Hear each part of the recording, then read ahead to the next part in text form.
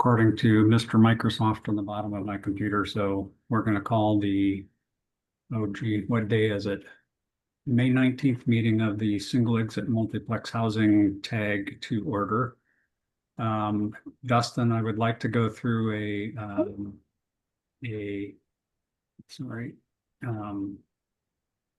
a roll call of the voting members of the tag, and then we will let anybody from the public that wants to introduce themselves, and then I have a couple of brief comments to begin with. So if you can do a roll call. All right, Chair Roger Haringa. I'm here. Chair alternate Dan Young. Not seeing in the room today. Architect primary John Hall. I'm not seeing in the attendees list. Architect alternate Joe Mayo. I'm not seeing in the room. Building official for county is primary Andy Lorenz.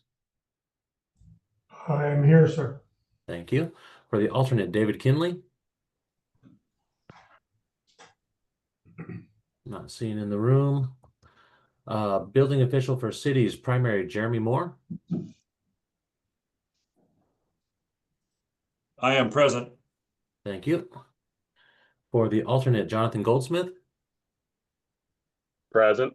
Thank you. Multifamily developer primary Robert Baglio. I'm not seeing in the room. Structural engineer primary Michael Wright.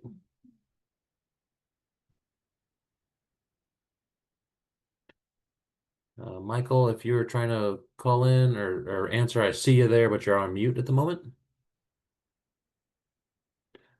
I will return back to him. Yeah, I'm here. I'm here, guys. Sorry. Thank you. Building owner property manager primary Jesse Bank. I'm not seeing them in the room today. Low income housing expert Shweta Sinha. And I'm not seeing them in the room today. Fire official for county is primary Mike Messer. Here. Thank you. For the alternate David Lynham. Here. Thank you. For fire officials cities primary Dave Kokot. Present. Thank you. For the alternate Rich Geiske. Not seeing them in the room today. Cities and counties planner primary Spencer Gardner. I'm here. Thank you. Accessibility expert primary Richard Williams. I'm here. Thank you. And codes consultant primary John Sue. Here. And with that, we are sitting with a quorum today. Okay, is there anybody from the public that would like to be introduced and recognized? Todd, go ahead.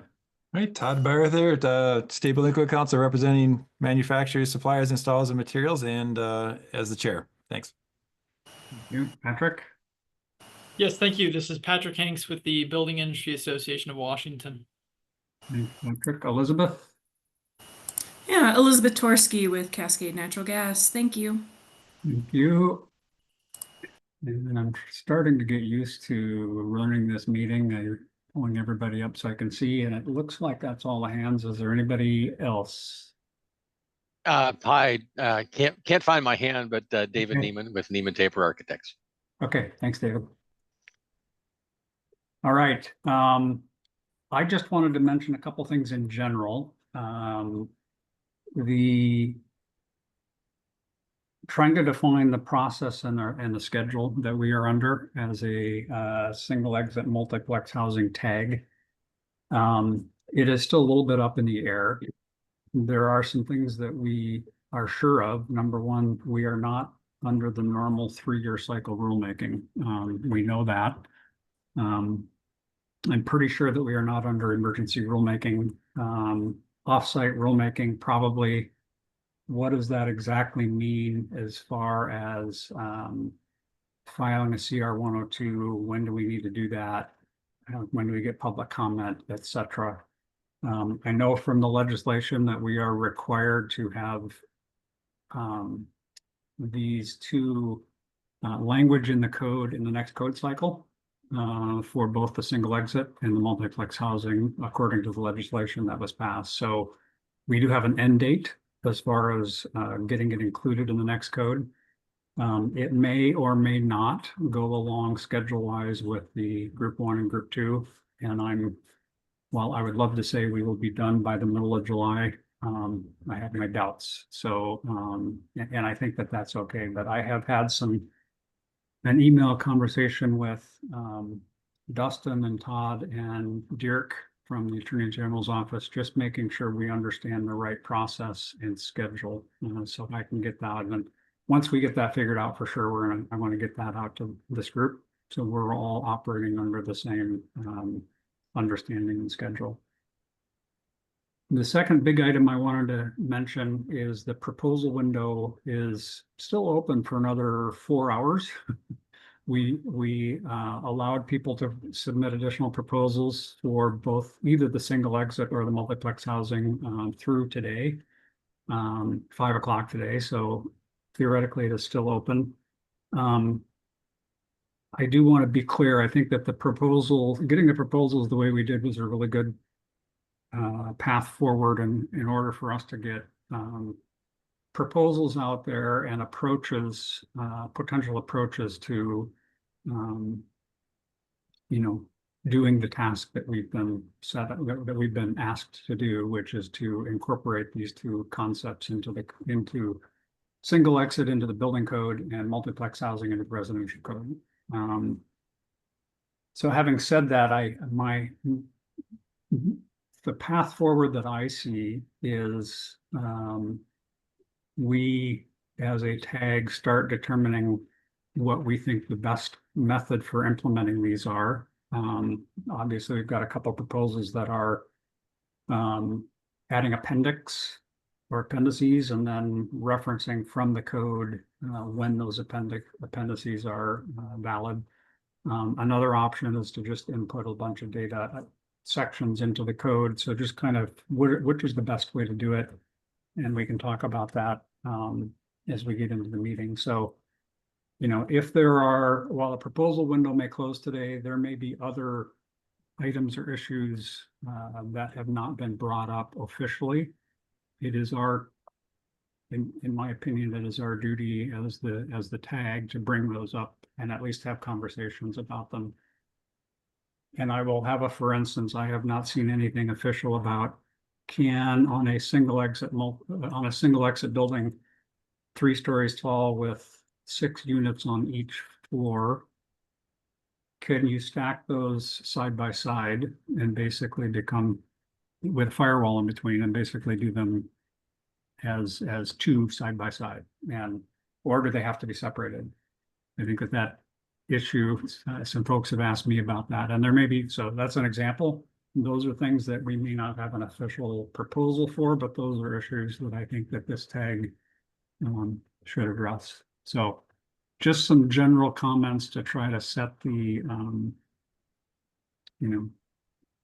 we're gathered here, after 6 weeks or something like that, just kind of getting our feet wet again about what our task is ahead of us. So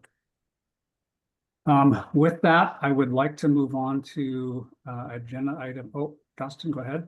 Yep, I just wanted to follow up with the proposal window closing today. Not all the proposals that were received or included in the documents for this meeting. I have one extra proposal I can share on screen. It just wasn't posted for the meeting. And then in addition to proposals, we received a lot of comments as well, and we're still working to get those wrangled into a document we can post to include with the stuff that we have posted for these meetings as well. And I just wanted to clarify, we have some extra stuff that came in that's not included for this meeting, primarily the proposal, but the comments I wanted to address as well to make sure that people know that we have them, but we are working to get them out there so people can digest those and make their decisions with the comment input as well. And that goes along with my my suggestion that the proposal window is a great idea to get those comments and ideas out on the table. Given the fact that the rules for us as a tag are potentially different than normal tags. So we have the ability, in my opinion, to bring these concepts up. They don't have to be official proposals that are submitted. If we have comments, questions, concerns that were submitted by folks, I think it's our duty to address those, keeping in mind that we do have an end date that we have to meet. So I'm trying to keep an eye on our schedule. So with that, I'd like to move on to agenda item number 2 to review and approve the agenda. And I am just going to make one suggestion. Item number 6, which is set the meeting schedule. There may be people here that are here specific for the single exit and or the multiplex housing. It would be my recommendation, and I can't make a motion, but it would be my recommendation to move item number 6 up to item number ahead of items 4 and 5. But I would ask for somebody to make a motion to either approve the agenda as is or modify. This is Master. I'll make a motion to approve the agenda with the addition of moving item 6 up. All right. Thank you, Mike. Do I have a second? Second. Thanks, John. Any discussion? Where are you moving it to? Before No. number 4 or? Before number 4, yes. Okay, that's fine. Any other discussion? Okay, all those in favor say aye. Aye. Opposed? Okay, thank you, Dustin. Minutes, I didn't see anything, and I haven't seen the minutes, Dustin. I'm They assuming. weren't ready for us. Yeah, we will hit the minutes from the April 7th meeting, hopefully at our next meeting, which gets us to the meeting schedule. And I'm just going to have my calendar up, and I don't. So I guess I'm going to ask folks 2 general questions. Do Monday afternoons work generally? I know we're a group of 15 people or more. So there's 2 questions. Do Monday afternoons normally work? And then it's going to be the frequency. Are we going to, my head or my brain has gone through every 2 weeks, but I think those are the 2 questions that I'd like to ask and answer if we can under this agenda item. So John, go ahead. Yeah, under the current schedule, if we go every other week, this meeting, the one we are having right now, and if we stay every other week, conflicts with a regular meeting that I have. Okay. Yeah. Richard? That's true for me as well. Same meeting. Okay. Is it ever 2 weeks? So if we offset it by a week, would that For resolve the that? most part, I think that works. There, I've had other meetings get scheduled in there, but yeah, Sure. for the most part, I think that would work. Okay, John, you have your hand up. Yeah, my schedule is the same as John Sue. I have every other Monday. I'm usually tied up starting this Monday in the schedule. Okay. S. Gardner, I'm not sure your first name. That's me, Spencer. Sorry. Spencer. That's Monday afternoons are our city council meetings at the city of Spokane. So it can depend on the week. Understanding you can't set your schedule around one person's needs. Just thought I'd get that out there, but most of the time I think we could make it work. Okay. I'm also gonna just ask Dustin, we need to have Dustin and or some others from the SBC staff at our meetings. They are deep in the middle of the group 2 tag meetings right now, so I'm not sure other days of the week. If there is another good day of the week, that could be a possibility. So as far as other days of the week, they're mostly wide open right now. As long as we're not proposing Fridays, 3 Fridays out of the month, we have committee meetings and the council meetings. And currently the energy code tag is meeting pretty regularly on Friday with some long meetings there. As there will be other tag meetings going, but this one's kind of got the privilege of setting its schedule first at the moment. And so Mondays through Thursdays are pretty wide open for if it works better for everybody's schedule. Okay. Dave, I see your hand up. Thank you. Yeah, I think that we have a few of our members also missing from today. Is it possible that we could have council staff send out a survey to find out the best time for the most number of people on the tag to participate? We can do that. We could do that. That was kind of what we had decided last time, and I am often trying to relieve duties off of the staff whenever possible because they, Yeah, I thought I brought that up once before, so. yeah. Dustin, I think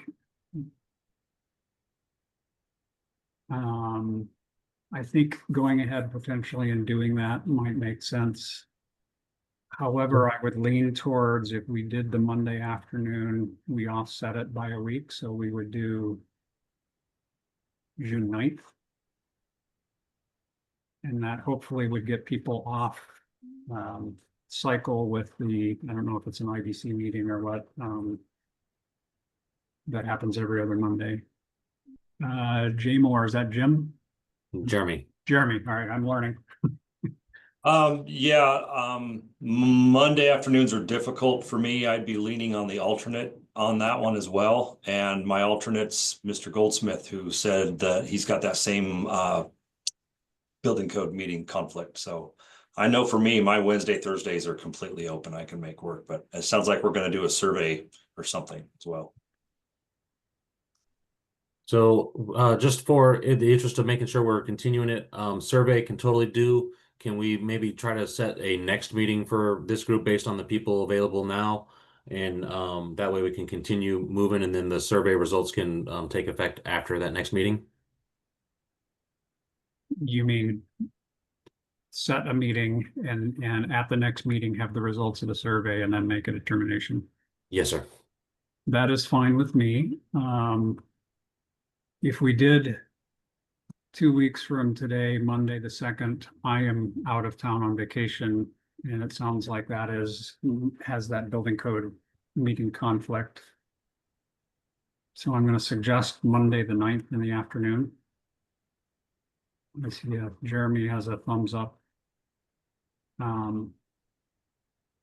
Because we have this as tag action, I would suggest that we do this as a motion to set the next meeting as the 9th of June. In the meantime, have a survey and review the results of that survey at that June 9th meeting. So moved. Second. Thanks, John. I didn't hear who the second. It's John and Dave Cookout. Okay. Any more discussion? All in favor? Say aye. Aye. Aye. Aye. Any opposed? If only we'll be able to get through the other agenda items as quickly.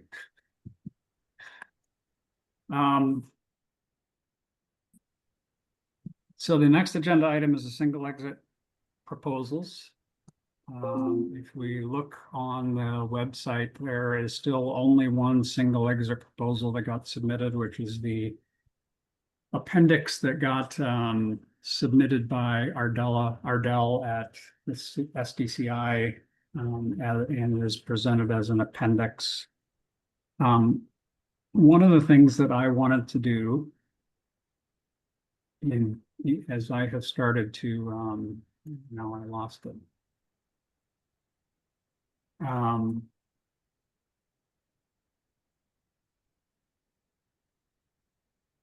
There we go. One of the things that I want to do for both the single exit and the multiplex housing is I've been trying to get my arms around everything that we as a tag need to address. And as I started trying to define that for myself, I went to the purpose. And so, Dustin, if you'd let me share my screen. Yes. I think I can, where is share? There it is.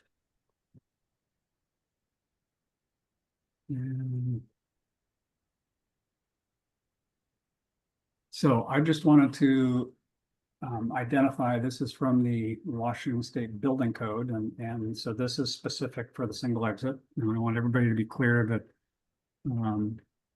single exit work we are doing is in the building code and the multiplex housing is in the residential code. So while these definitions are similar, they do vary a little bit between the residential code and the building code.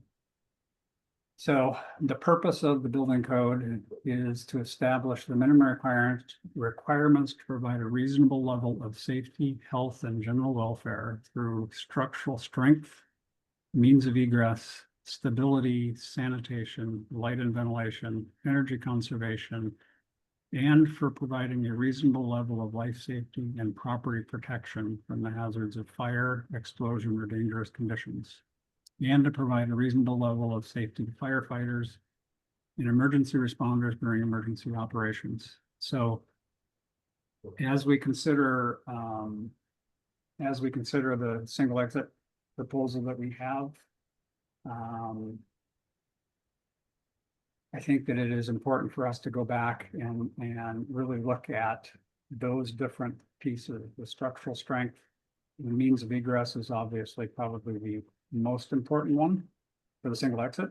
But I don't want us to ignore the other ones either, particularly being a structural engineer, the strength and the stability. If we start talking about putting these two buildings side by side together, structurally connected with a firewall, as we consider it, those two things would need to be discussed and talked about as well. So I think, again, going back as we start considering actual proposals, I think we need to be asking ourselves, does this proposal address the purpose of building code? So I will ask for comments or if anybody has them. And if not, let's see, keep my eye open for hands. If not, I am going to stop sharing and Dustin, if you can, I think, pull up, and I don't see Ardell here, pull up this single exit proposal that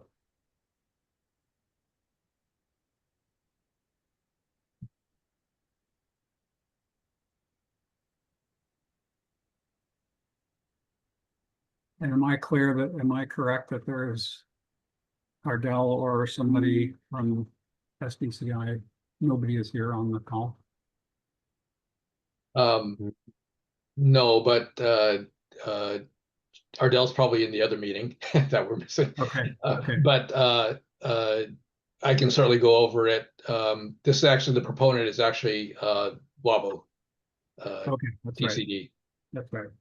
And I will, John, I would appreciate that. We did walk through it, the beginnings of technical conversation of our last meeting. What I would like to have a discussion about and get alignment around is the process for including this. And the single exit is a little bit different than the multiplex housing, but I want everybody to be clear. The way this currently would be proposed is there's an appendix. It's listed as Appendix Q. I'm not sure what the letter would be. We'll call it Appendix Q for now. And there will be somewhere in the code where it will be required for us to refer to when Appendix Q is allowed. Right, Roger, I think that's something we'll have to discuss because appendices are, in this case, the way it's proposed is it's an optional thing that the jurisdiction would adopt when they are adopting the codes. And I believe the legislation was pretty clear on that it was allowed, it was going to be optional. It wasn't going to be required across the state to adopt this. All right, that was not my understanding. That's why we wrote it in this fashion. We were pretty sure of that. Dustin, I at one point had the legislation pulled up, identified, flagged, but I don't have it in front of me right now.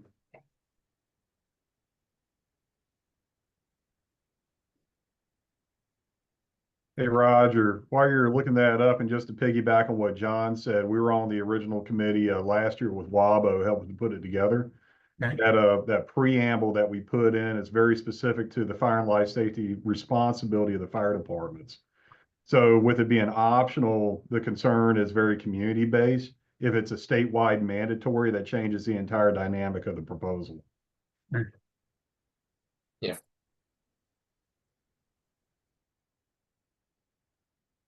Okay, so this, reading the proposal is recommending modifications and limitations to the IBC that would allow for a single exit stairway to certain multifamily residential structures.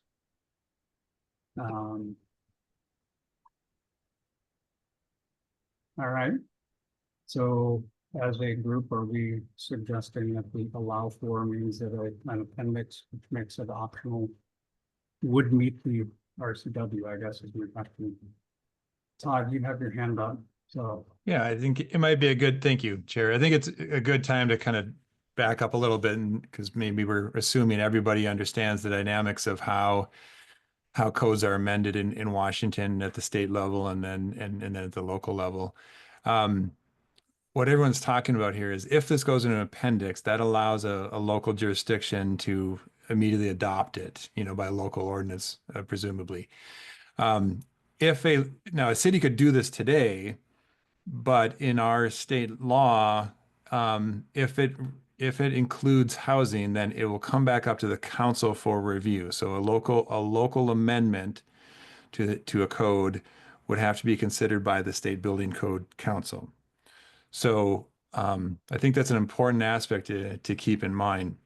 My question as we go through this, and when the time's right, I want to talk more about what the actual criteria is, or criteria for all of these proposals, so you can help guide the council in establishing if these are prescriptive solutions, which all are proposed right now, what are the other pathways for performance-based, so forth. And I think that also might help then pull apart a little bit whether or not this proposal or either of these proposals go forward as a whole section, or if there's a certain percentage of it that can be adopted statewide, with the understanding that other provisions need to be local adoption. We do that in the WUI code. I mean, that's maybe a tough example right now because we're null and void, but it's the same kind of concept, is that we have local services that have to be true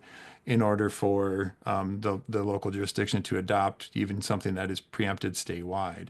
So I'd love to hear with all the experts on this call, a balance between that. Could some of this be statewide, knowing that,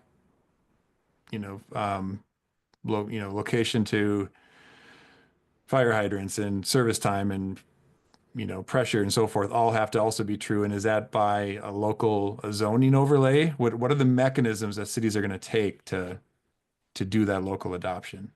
So thank you. John? Yeah, just responding to what you're asking, Todd.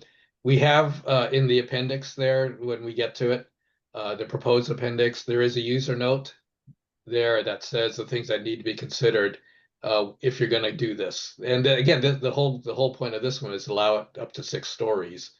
Right now, you're allowed to have single legs up to, I think, 3 stories. And so, I mean, with limitations, of course. This is expanding that. And so what's being proposed in the appendix are the additional features that need to be included.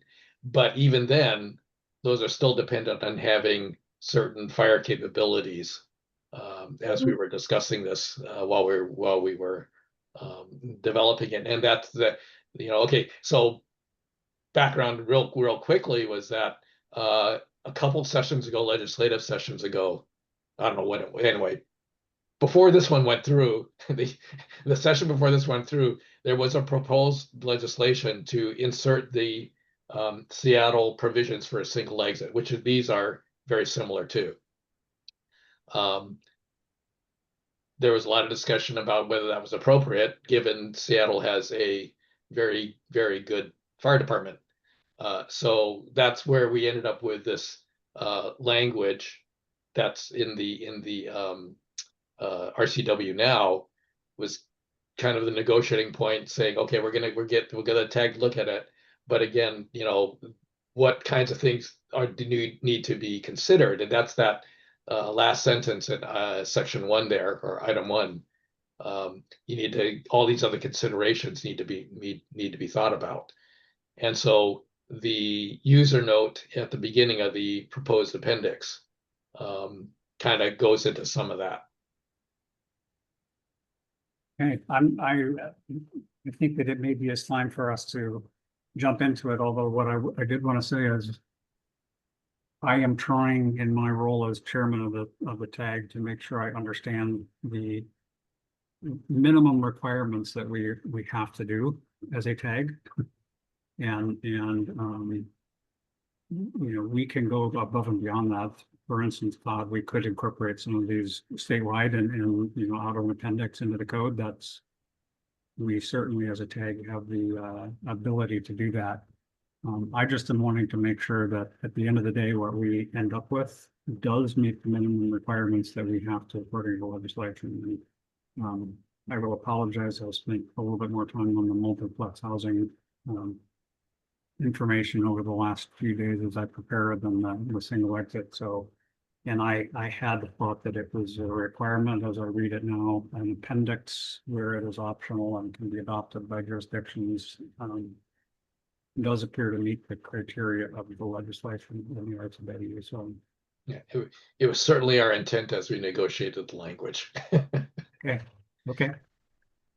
So if you would like to go ahead, and John, again, we kind of went through this last time. I don't want to rehash things. However, you know, this is at some point, if people don't have any questions or comments about or concerns about adopting this, at some point we can, as a TAG, say yay or nay and move forward. And I'm not suggesting we're ready to do that today, but if you can run through it again and kind of give us an understanding.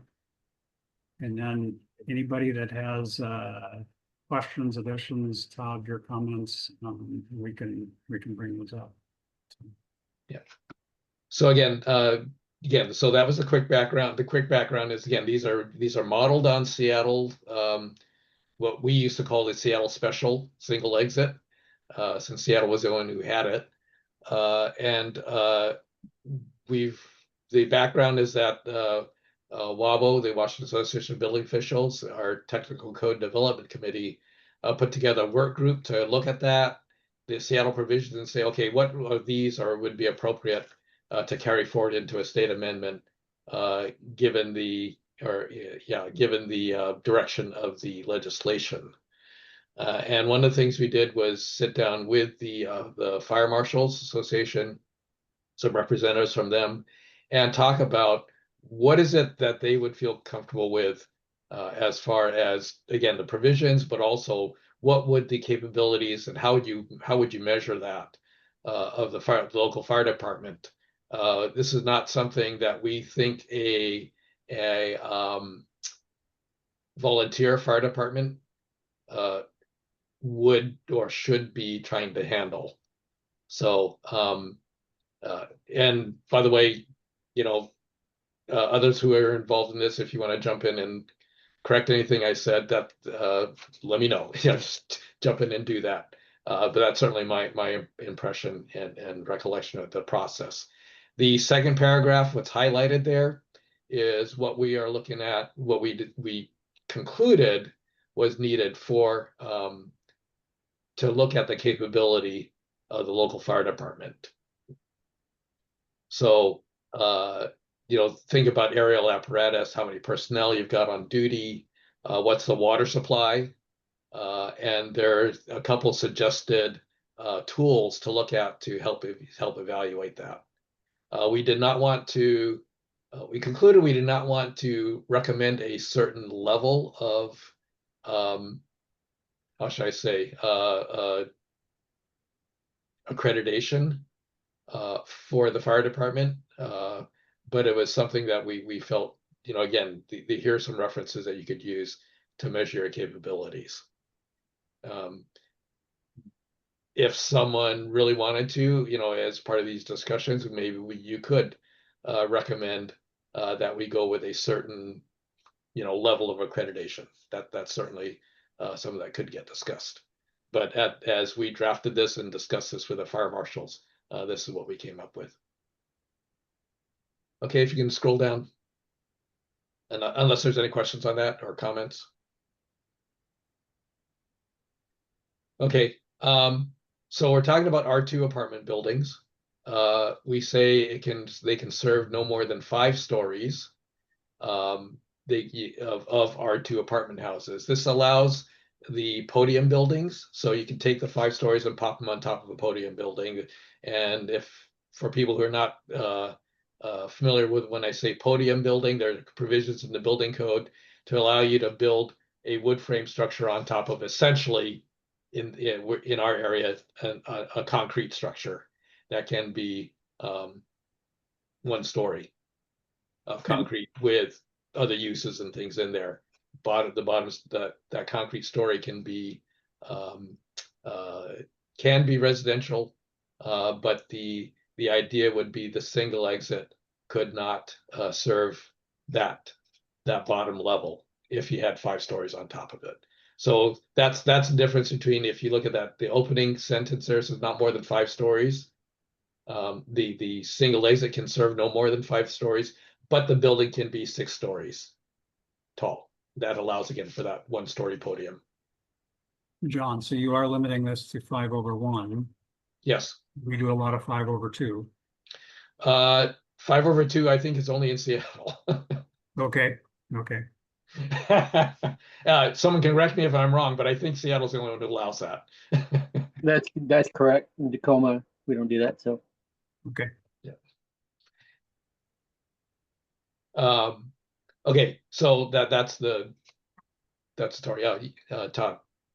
Thank you, John. So in the legislative intent, obviously, is to drive down the cost, and I would argue across all of these, it's also to do repeatable buildings, right? I think all of this multifamily recognizes that whether it's on-site or off-site fabrication, that the goal is somebody wants to do a lot of these in order to make this, more cost competitive. So in that, is there discussion about how we could get to 6 stories? I know, obviously Seattle has their type 3, model for that.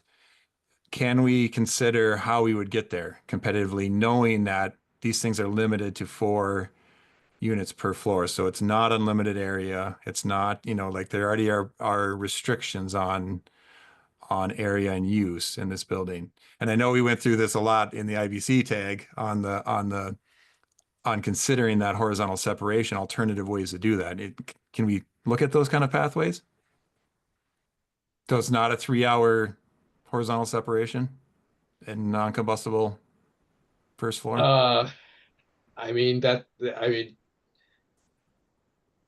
I guess we're not, based on what Roger was saying earlier, that's not a prohibited item for discussion. Personally, and there are going to be others, obviously, who are going to have some thoughts about that. Personally, I'm not horribly comfortable with that. Even at 4 units per floor? Yeah. Mm-hmm.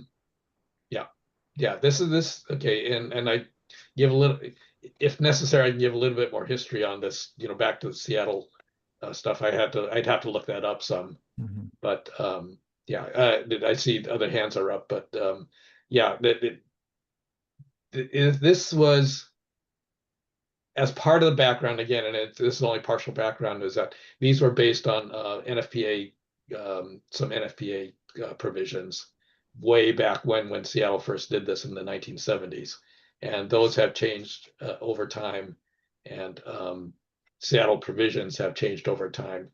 So this is kind of where Seattle ended up, and you talk about them being replicable. I mean, I think before I retired from the city, and they were starting to kick up again. These were very popular in the 90s, in the 80s and 90s, and then they kind of tapered off for a while, and now they've kind of come back in the last 5 years or so.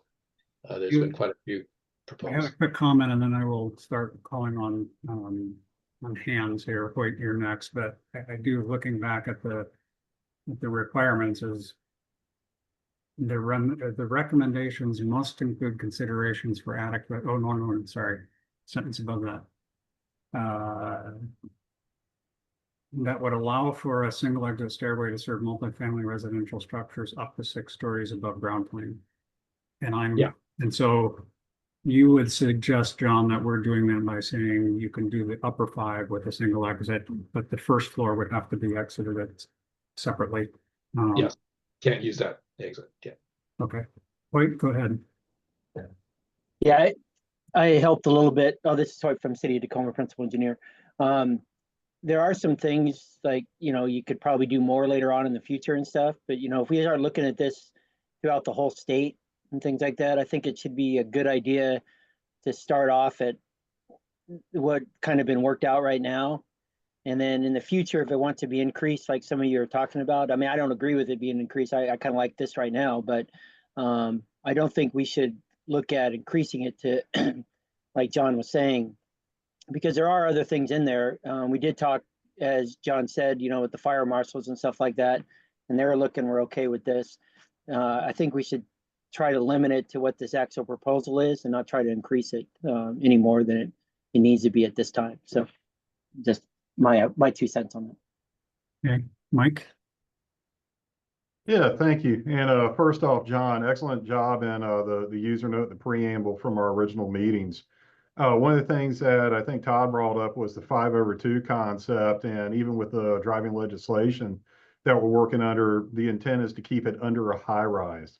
Once you go into that 5/2, you're into the high rise being 75 foot above fire department access. So there may be something down the road to do a below grade, but either way, once you click into the high rise for the building officials and fire officials on here, it changes the entire scope of what we're doing. So just wanted to bring that up since it came to the floor. Okay, thanks, Mike. Todd? Yeah, thank you. Now, my last comment, and I'll play the role here in this process. I'm not on the tag, but I'll play the role of trying to also drive the legislative intent, because yes, we can clear the bar the way the legislation is written, the statute is written right now, and just solve the technical problem. But if it's not competitive, I would argue we're not doing anything. So we really have to make this competitive and think about how we would maximize the number of housing units in our state. Obviously meeting all the life safety and other standards, but we have to keep that in mind. So thank you. Spencer? Yeah, thanks. I'm going to piggyback off of Todd here a little bit. I'm less experienced in this sphere coming from planning world, but I do think it's important to recognize the legislative intent here, which is to maximize the possibility for this building type, obviously with concern for life safety issues. I do have a question about the process. What kind of data would normally drive decision making about this? I'm just thinking specifically, the difference between allowing the upper 5 stories with separate egress for the first ground versus all 6 stories going off of an exit. Is there some kind of data gathering or analysis process that would differentiate those decisions? Or since I'm new here, I'm not really sure what would normally go into informing a decision like that. I'm not sure I'm the best one to answer that. I'm not aware of any specific. However, I'm not as involved in the IBC or ICC process either. So I think Spencer's question is, and it kind of gets to what Mike said, is, and John as well, as the fire officials would be comfortable with what we have, and they may not be comfortable. Well, is there a level of comfort based on data, or is it their experience, general experience? I don't know if anybody could respond to that. If not, David Lynham, I'll go ahead and call on you. Well, thank you very much. I'm alternate for Mike, and while we're going through this meeting, he and I are exchanging emails, but I just wanted to bring out the difficulty in implementing some of this statewide or even smaller jurisdiction wise, for a county, in my county alone, we have fire departments ranging from capabilities that are an 8 or a 7 rating, with some areas that are 10. We have fire departments with ratings of 3 that are abut cities. And it's very difficult to do something, even on a minimum wise, that meet the requirements for all the fire districts and fire departments we have for a county. A city's a little bit different because they have more control over their own department, whereas county fire marshals and fire authorities, we have multiples of different jurisdictions with different capabilities. So it will be very difficult to do this on a one size fits all. Thank you. Thanks, David. Mr. Makers, I'm not sure of your name. Sorry, yeah. Sorry, I couldn't actually change my Marcus is actually my name. Marcus, okay. Yeah. Just to kind of add to, I think, or maybe a follow-up question or something to add in with kind of what Todd was bringing up, and I think even as David brought up the differentiating between different jurisdictions, I want to kind of share that also as well, that zoning, like your zoning standards are also going to be a limiting factor in terms of these type of buildings. So even if you're allowing them to be a little bit higher, your jurisdiction might not have a zone that actually allows that building to get to, and that's just another layer of regulation to that matters, I guess, in terms of that. And the other thought that I had, just in terms of building construction type, is if you allow it to go to 6, even though you have other building construction types that people could decide to potentially build with, if you allowed it to go taller to 6 stories of just full residential, right? So if you had, a type 4C mass timber building as an option type of thing that allows that level of height within that type of construction material be served by a single exit, that's a thinking process where you don't have to necessarily be limited by a 5/1 or 5 stories of stick frame wood type of situation. So those are just some of the thoughts that came up for me thinking about this. Thanks, Marcus. And I do, kind of relating to Todd's comment, I agree we need to be thinking about all options. While Mike had certainly went to 5 levels of stick framing over a concrete podium, any other building type, we need to consider those as well. So great points. Jeremy. Yes, thank you. I just wanted to kind of circle back to the life safety aspect of this. I know that we're here by legislative mandate, but just to remember where we're coming from, residentially, R2s in the building code, you get over 3 stories, you have to have 2 means of egress, and so now we're going up to 6 with a single exit. And then someone made the comment, this is limited to 4 units, but a unit could be 8 bedroom and 10,000 square feet. So there's no occupant load limiting factor in the legislation, and unless I missed it. So that total height is really critical to keep in mind when it could be any number of residential dwelling sleeping units up there. It could be a 10,000 square foot apartment with 6-8 bedrooms. And there's no limiting factor unless I missed it in the legislation. So keeping in mind that right now, prescriptive in the IBC, we get over 3 stories and we're having 2 exits. This legislation is again going up to 6 with only 1 exit. And so I think a little more conservative approach on listening to the fire marshals and their concerns with interdepartmental capabilities is just something to consider, because we really are going 6 stories with a single exit here by mandate, and to try and do it safely. That's all. Thank you. Thanks, Jeremy. And I might suggest that there is nothing in it that says we couldn't limit the number of dwelling units, sleeping. You all are much more know that in a lot more detail than I, but we can put those limits on if we feel as a tag that we could or should. So Dave? Yeah, I appreciate the comments have been provided so far, because I know that was part of the group that worked with WABO and trying to evaluate the life safety requirements for this. So there was quite a bit of thought put into it. A couple of things I wanted to bring up a little bit as well is that one of the things that there's been a lot of discussion in this is that local jurisdiction could adopt this appendix and only apply it to specific areas of their jurisdiction. So they don't necessarily have to apply it throughout the whole city. So they could do, they know there's an area that has much better response time, has more equipment that's available, has much better water supply. They could apply it to just that part of their jurisdiction and not necessarily apply it to their whole thing. There was also a question regarding if we do go into a high rise, and the economics question came up there. That's something that we were very well aware of, is once we become a high rise, we require fire pumps. Once we start looking at the size of a fire pump, the supply that has to come in for that, the emergency generator that has to be provided for that. So economics is basically pushing us to, if we want to keep it economical, we want to stay below the high rise level of the structure in order to make sure we don't have to accommodate some of that.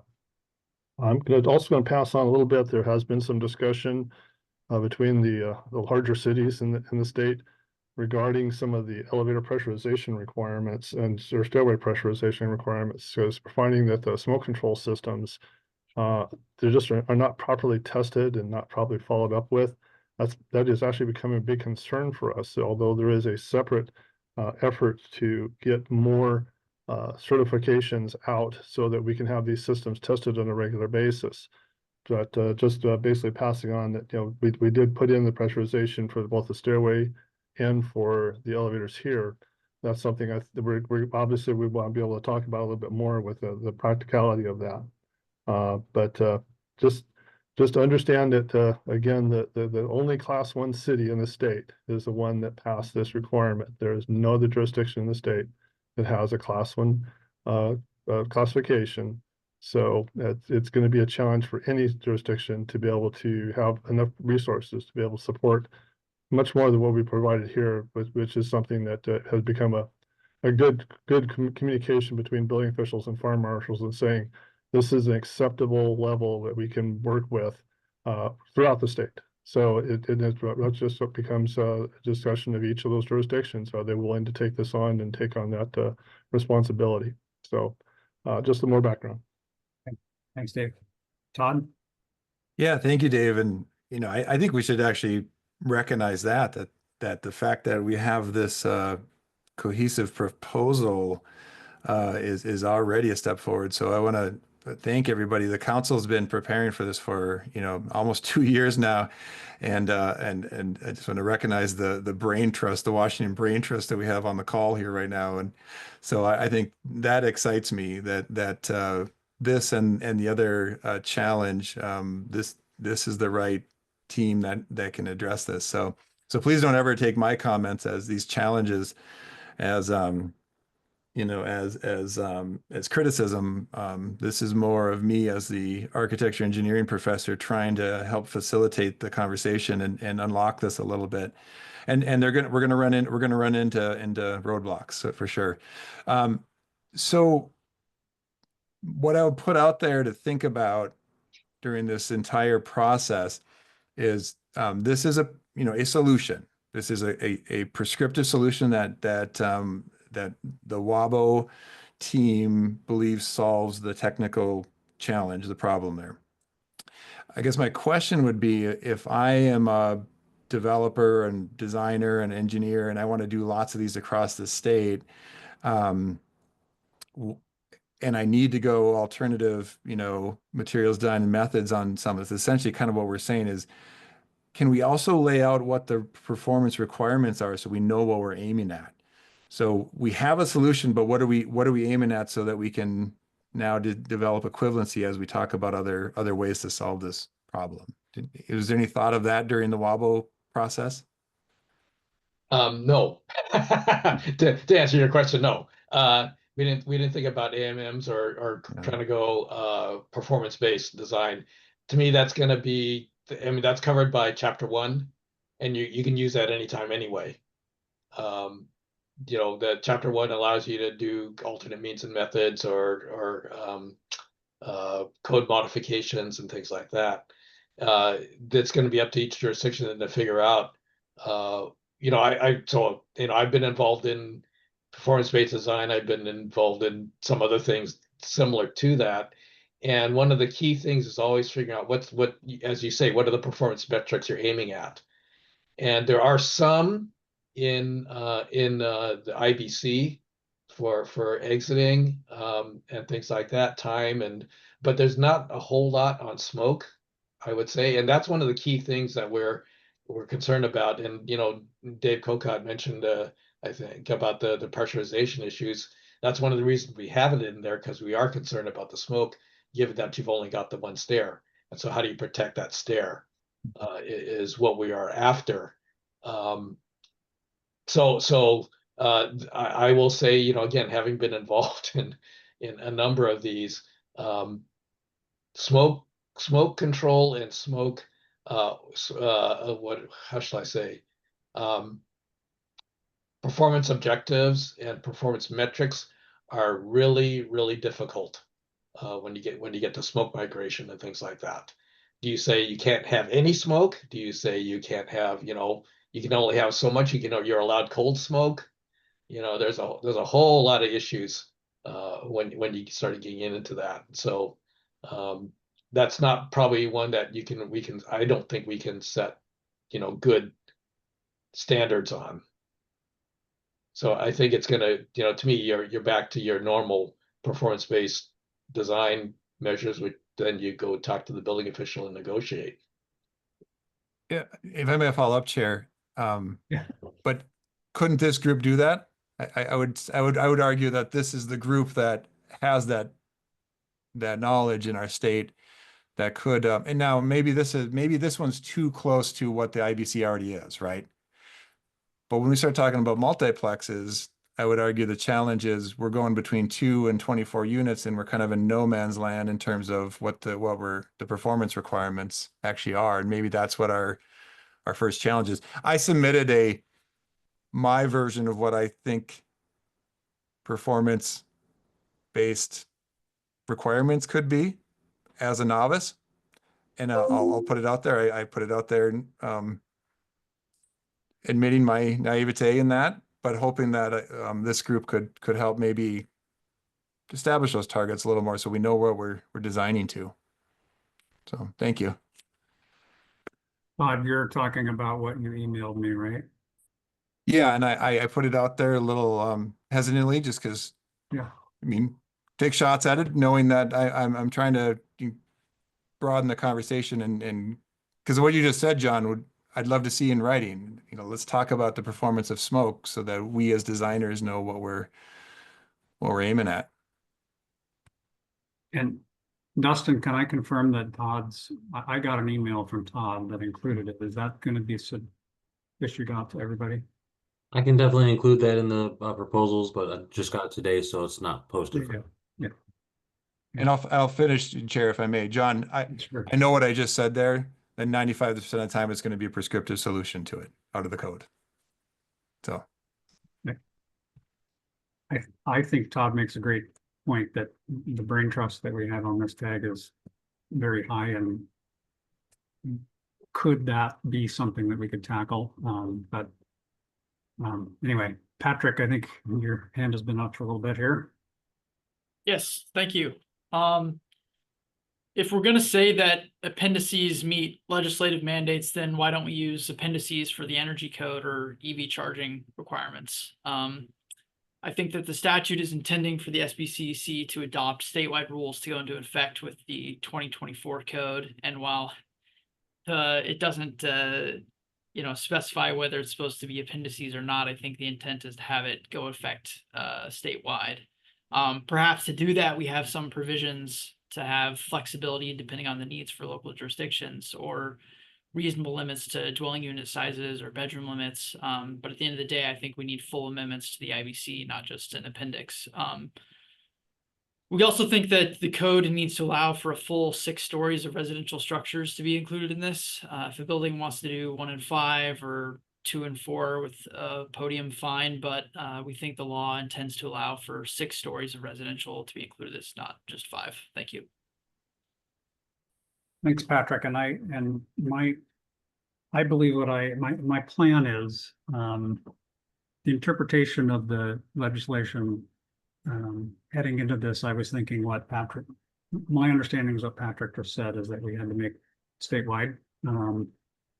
having reread it here at the meeting, it is, my opinion may have changed, but what I am going to suggest is that I will try to get a hold of get in touch with the sponsor of the bill and try to get their input.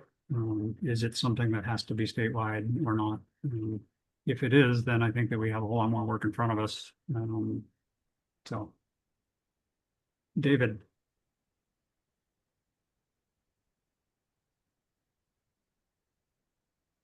Thank you. I just couldn't get my pointer on that little let me talk button again.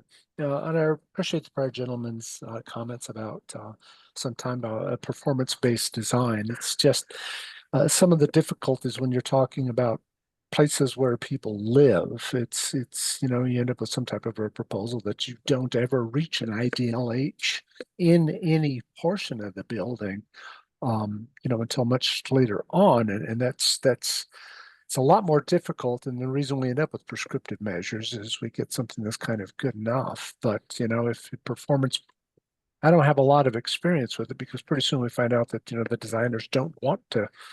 It costs a lot of money to go through that performance-based design and then to construct it and maintain it and then keep up with the maintenance of that. That's why we end up with, you know, prescriptive measures, I think, a lot more. It's just very difficult to do that with places where people live and are likely to be sleeping. I just wanted to reiterate that point. Thanks.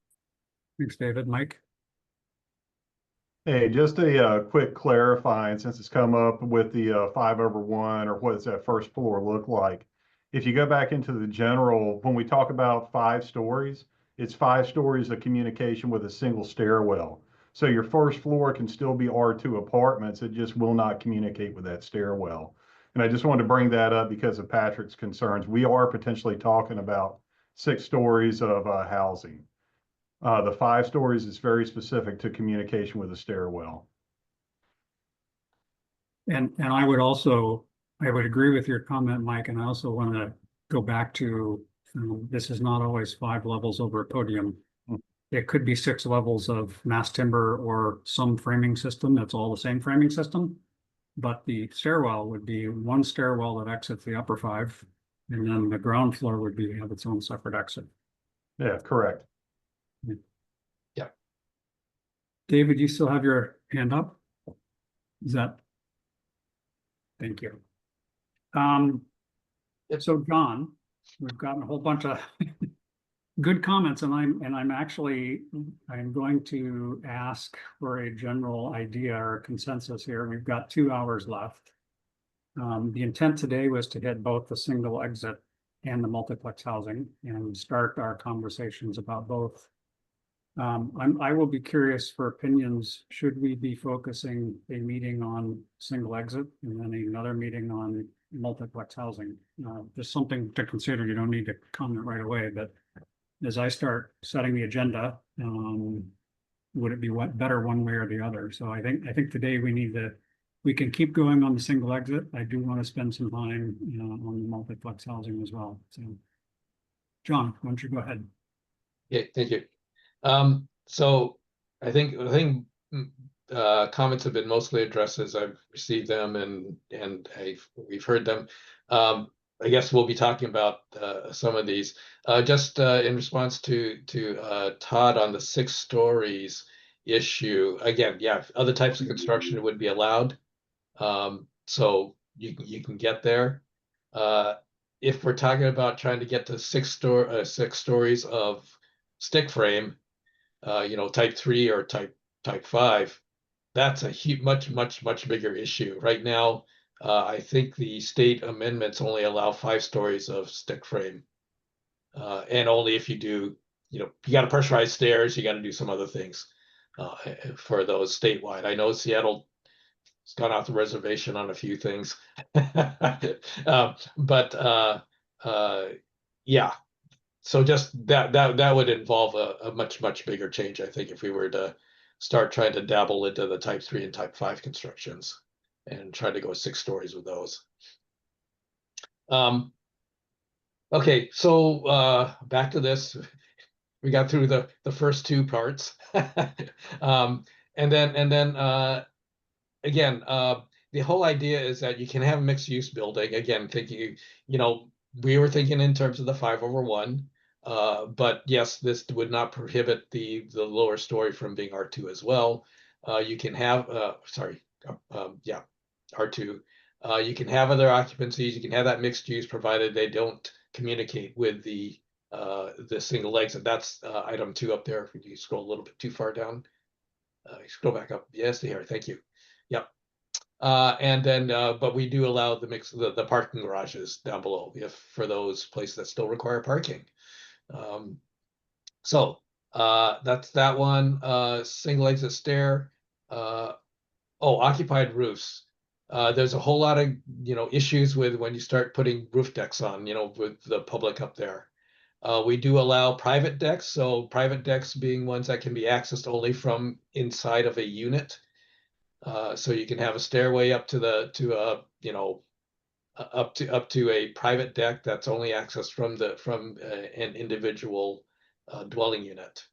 But we allow them up to 750 square feet. And then, that's that last sentence is that it has to be accessed by a stair serving only that unit. The idea is we don't want assemblies up there trying to, large assemblies trying to use the roof and trying to get out through a single exit. Again, we're talking only residential. You start getting over 50 people up there, that becomes an assembly, and especially if they are not associated with an individual dwelling unit. So that's what we're trying to prevent here. Number 4, again, we want it located no more than 75 feet above the lowest level. That's the highest occupied floor, including mezzanines and occupiable roofs. So you got to keep it less than a high rise. We left it at the kept it at the 75 feet instead of referring to high rise, just for convenience. No more than 4 dwelling units on any story. Again, that's limiting. That does a couple things that somewhat limits, as Jerry pointed out, doesn't entirely limit the number of people on the story that are trying to use a single exit, but it also limits how far they have to travel to get to the stair. If you start putting multiple, 10 12 units on the floor, then they're going to have to travel further in order to get to that single exit. And so that the number of dwelling units somewhat limits that as well. Number 6, John, that's based. John, your argument then for 4 dwelling units, should there be, because based upon limiting the travel, should there be a limit on the size of the dwelling unit? Or as Dave said, it could be a 10,000 square foot dwelling unit. There's some limitations for travel distance in the code, and they are fairly liberal. We could, yes, that would be I'm sure that would make things more comfortable for people. But at this stage, we did not choose to do that. That's all. Okay. Thank you. Jeremy? There was a hand up for a second there, and Jeremy's got his hand up too. John brought up a good point. The travel distance limitation will be a natural limiting factor on how many dwelling units you can put on a floor and be within that travel distance to the stairs. So that might in and of itself be enough of a limiting factor. That's a good point, John. Okay. John, go ahead. Yeah, that's where I was wondering is whether this 4 dwelling unit limit was needed, because you do have the exit access travel distances down below in number 10 and 11. And are you therefore artificially limiting with that 4 units, that a 4 bedroom units is treated the same as 4 studio units in this provision? And should we not have that number of unit limit? So if I may respond to that real quickly here, part of the number of dwelling units also limits what I call exposure. You have each individual unit is tenanted, whatever you want to call it, lived in by a person or family unit or whatever you want to call it, group of people who somewhat govern their space in some way, right? They have to live together and things like that. So they have control. Yeah, that's the word I'm looking for. They have control over their space there. The more spaces you have with individual control, the less control there is for the common area. So as these open up into a common area, stair or corridor, in our case, a corridor here, you have more exposure. You got, instead of having 4 chances of people, affecting the corridor, now you have 5, 6, 7, 8, whatever it is. And that's just more chances for bad things to happen. That's the way, kind of we think about that. So limiting the amount of exposure there, the number of units also limits the number of exposure. John, I did want to say you were kind of soft, your microphone. So you have other comments. John Hall, yeah. John Hall, yeah, sorry. John, can you, I think I may know the answer, but we've designed student housing. Is that not R2? With the student housing as a unit with, 5 or 6 bedrooms. Dorms are, yes. Student housing, yes. I believe they are too, yes. Okay, so then I think your part of this discussion about size of unit, number of dwelling units, et cetera, I think needs to consider that. It isn't always a family unit. It might be a group, 6 bros, going to the UW. So, but they still have control over their space. Yeah. Up to the entry door to the dwelling unit, whatever it is. Okay. Yeah. Richard. Yeah, they're still considered non-transient, which is an important aspect. Okay. Yeah. All right, go ahead, John. Going to number 6, the basic, what we're eliminating here, I mean, it's a big long list of types of construction. What we are eliminating are the non-rated types of construction, which are 2N, 3N, and 5B, sorry, the B. I very old code. Appreciate the UBC there. Thanks, John. Sorry, showing my age. 5B, 3B, and I think 2B are the non-rated types of construction. Okay. Spencer? Yeah, again, I'm new to this world, so apologies if this is born in ignorance, but it seems like there's a pretty significant difference between all those types of construction that are listed. And I guess based on the earlier discussion about a desire for maybe performance-based standards or additional flexibility, should this code be, is it difficult for code to be to differ based on the type of construction? I mean, we talk about 5 versus 6 stories, for example. If it's all type 1, does that open up pathways for an additional, a 6-story with the shared stairwell?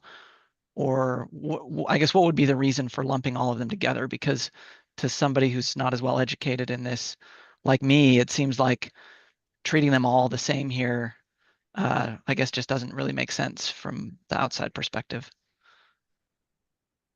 Again, I think it's a matter of exposure, and travel distance. How long does it take you to get out of the building? How far do you have to go? How many people do you have below you? That can affect your stairway, your single stairway. That's all kind of wound into this. We could say this is only for type 5A and 3A construction, and which is where, well, maybe 4C or something like that, where we expect most of this would be used. Would it be difficult? Yeah, I think you'd be drawing up a single exit section for multiple, every type of construction. So if you want to go type 1, would we want to allow this for a 12-story type 1 building? I don't know. That's certainly, again, a matter of a comfort level for the fire department and us. Again, going back to what Jeremy said earlier, the current code, you're allowed 3 stories under a single exit. Doesn't matter what type of construction you are. So, going up to 12 in a type 1 building, I think would be a stretch in my mind, but that's anyway, again, keeping in mind, the baseline is what Seattle allows now, and where this mostly gets used in Seattle is your type 5 construction. So it's for infill lots mostly, and that's excuse me, that's where Seattle's original provisions came from, was thinking about infill lots in a built city. So wasn't intended really to be thinking about what if I have a big piece of land out in, in the middle of Eastern Washington, can I do a big building with these things? So yeah. But John, that's why I'm going to continue to keep on the list. Can you do side by side, with a firewall in between? Because if you have a larger piece of property and you're two of them with two single exits, I understand you could do a corridor, but efficiency wise, you're adding the space of the corridor. So I think we need to continue to think about that. I think we would allow 2 of them. I think that's what we do. Yeah, that's on 18. Okay. Number 18 down on the bottom. We allow 2, no more though, because at some stage you start getting into some odd designs that, and I can show you an example of one that resulted, quite frankly, in that provision, where they really should put corridors in and connect the stairs. So. Spencer, your hand is still up, or again? Yeah, I just thought I'd respond quickly. I guess you're kind of suggesting the question I'm getting at, which is, if you're talking about type 1 construction, should we be aiming our sites higher than 6 stories? I think if we want to do the bare minimum that's required by the legislature, of course, that's I think we've got the proposal that does that, but I just want to keep at the forefront of the conversation that intent, which is to open up opportunities for new housing types. And just with my also not experienced developer hat on, having a large piece of property and not having to dedicate a significant amount of that to corridor space creates leasable area that makes housing more viable in new situations where it previously wouldn't have been. So I personally, I'm not operating off of a baseline of, well, we only allow it at 3 stories today, and so you're getting more than you get previously. I think my feeling is the intent here is for us to try to maximize what's possible, obviously with the life safety being considered. And that goes back to my earlier question about what kind of data drives this, because from the outside, it just seems like if we're setting these arbitrary limits without any kind of data driving it, I guess I'm a little uncomfortable with that. Just my thoughts. Thanks, Spencer. Richard? I just want to point out from a practicality standpoint, if you're talking about 2 buildings with a firewall, in the event that both of those buildings would have to have an accessible means of egress elevator, you're talking about 2 elevators, where if you were to create a single building, for example, you could get by with, potentially fewer requirements, get by with 1 elevator. So just pointing that out, it's possible, it'd be possible to do that with firewall, but in all cases, not necessarily practical. Thanks, Richard. And actually, I'm being a neophyte on some topics myself, as I was not clear when we needed elevators and what all the requirements were for that. So, Angela? Yeah, I would just kind of like to address Spencer's comment on why don't we, push the envelope and go higher if it's a, maybe type 1 construction going 12 stories. And I mean, the reason that we have 2 exits a lot of times is so that if one is blocked in case of emergency, there's another one optional. So I don't know if you'd be comfortable personally being on the 12th floor of a building, no matter what the construction type is, and having your stair blocked due to fire, and the fire engine ladders go 75 feet. So I'm not sure, you have to take all of that into account, no matter what your construction type is would you be comfortable sitting up there while the building burns and they try to figure out how to get to you? So, you have to take all of those sort of into account when we're saying stretching the envelope. Thanks. Thanks, Angela. Mike? So absolute perfect segue to Angela. I was just going to hit on the reason why you don't push the envelope, but from a tactical standpoint. So kind of the really cool thing about being on the fire marshal world is I came out of a metropolitan city on the East Coast of 500,000 people and have video of what these evacuation dumps look like. When you look at your typical R2 with two stairwells, a lot of times one stairwell is going to dump into your lobby, the other one's going to dump outside. The one for your lobby is typically your firefighter ingress for rescue operations, recon, firefighter operations. And there's actually a formula that we typically use that came out of FDNY on how many firefighters it takes to perform recon, primary search, secondary search, and a fire attack based on the number of stories up. So while we're taking up that primary stairwell from the lobby side, the one that dumps to the outside is your evacuation stairwell. So dropping stairwells, now you're plugging it with firefighters trying to move up and work on your primary search, secondary, fire attack, rescue and egress for folks who are unable to self-rescue. So there's a lot of reasons why you really don't want to go above these 6 stories. And one of the primary is definitely number of people getting out the time it takes to evac them appropriately. Thanks, Mike. Dave? Yeah, so a couple of things. So I'm looking at number 9. Number 9 indicates a half-hour fire resistance rated corridor. But then you go down and it talks about the dwelling units are permitted to open directly into the exterior exit stairway. So the question here is, what ratings are required for the stairway? And are the doors into the dwelling units going to be required to be more than 20 minutes because they're within the stairway? The other thing is terminology. We kind of need to follow the same terminology throughout this. So like in number 10, there's an indication of exit stairway, but that should be interior exit stairway. And then number 11, travel distance at 125 feet should be exit access travel distance or common path of egress travel, whichever one's decided. But we need to make sure we're using the same terminology with all of these components. Thank you. Thanks, David. Mike? Oh, go ahead. If I can respond to those, or should I wait? Yes, no, go ahead. Yeah, David, the exterior stairway question, as far as the ratings go, you would go to the exterior stairs, and it would require probably that could be 3/4 hour doors and 1 hour construction.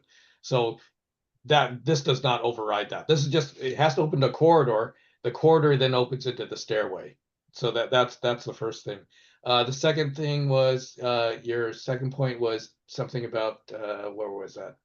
Item 10 about the 20 feet. That's no, we are clearly not counting the same. This is not exit travel distance as far as the code is defined. We wanted to limit the distance you're going once you open that your unit door to the time you enter the exit stairway. It's any exit stairway, not just the interior. That's the other thing. It could be the exterior stairway. It could be the interior stairway. But we want to limit that travel distance again so that you're getting to that stairway as quickly as possible within that protected environment of the corridor. Okay, Thanks. sorry. Jeremy, I will get to you. I just want to raise my suggestion for how we are going to move forward is this is the only proposal we have right now. I am certainly going to try to drill down on the legislative intent about whether it is meant to be adopted statewide or an appendix that can be adopted. That's a big legislative question. I'll try to get some additional input on that. My suggestion moving forward is that this will become the version that we are working with.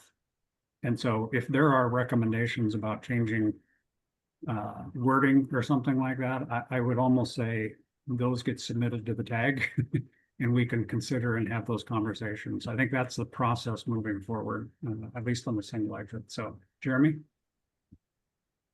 Yeah, I was just gonna piggyback off of that comment actually, Roger, and say, at what point do we need to or want to make a motion, or do we even need to use this as our starting point for the single exit provisions and then segue into your multiplex and have the discussion about how we treat the two separate topics. I will suggest it's 2:24. I would like for us to get through this one more time, and we are raising questions. Then I was going to ask for a proposal that basically makes this our working document, officially says this is our working document, so that modifications would be to that. And I think again, the fact that we are not under the regular tag rules, if it turns out that this is meant to be adopted statewide, as Patrick suggested, and it takes more work, then maybe we need to backtrack on that, but we'll address that as we move forward. So my hope today is to get through this again, raise a lot of issues and discussion, and then we will officially say this is the version we're going to be working with. Go ahead, John. Technically, don't we have to wait until the window closes? I suppose, although again, that's one of those, the fact that we opened the window was it was not required, I don't think, but it's a good comment. We've got I'll weigh in there, John. Go ahead, This was a window, but it wasn't like a normal window where we have to wait. We said we would start taking action on it right away, and I will contend that we are not following the normal tag rules in the sense that this isn't necessarily a petition to the State Building Council to do something. We've been told we're going to do something. So it's not an external petition on a triennial cycle, if that makes sense, in my opinion. Yeah, so these understood, are, yeah, I think we can treat these as these are very important submittals to this tag to consider. Yeah.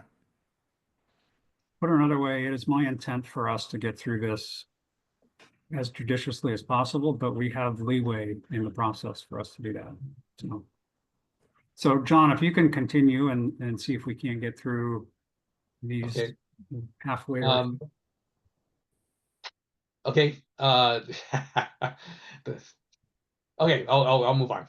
Okay, so basically, item 7 is you have to have a full 13 system, NFPA 13 system. Again, make sure we cover everything, all the spaces. Number 8 is we want to have some kind of early warning, again, for people, given that you've only got the one stair. We want people to know as soon as possible if something is going on. And so we're saying you have to have the detection system with occupant notification, and that's triggers some things in the fire code about what that alarm system looks like.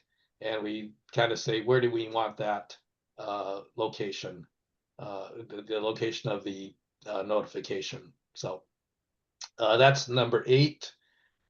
Number 9 is, as pointed out, we can have a half-hour rated corridor, separating the dwelling units from the door. So the idea being, again, you go outside of your door, you leave your unit, there is a corridor there that's protected. So corridors, for those who are not familiar with the building code term, it's essentially supposed to be a protected environment. It's got smoke ratings on the doors. It's got a fire ratings on the walls. And the idea is that once you leave your unit, you are in a somewhat protected environment. And then as you go into things like the stairs and then out the building, you're in successively safer environments. So the ratings for the stair are going to be higher than the rating for the corridor. And once you're outside, leaving the building, heading for the street, that's considered where you're the most safe from a fire standpoint.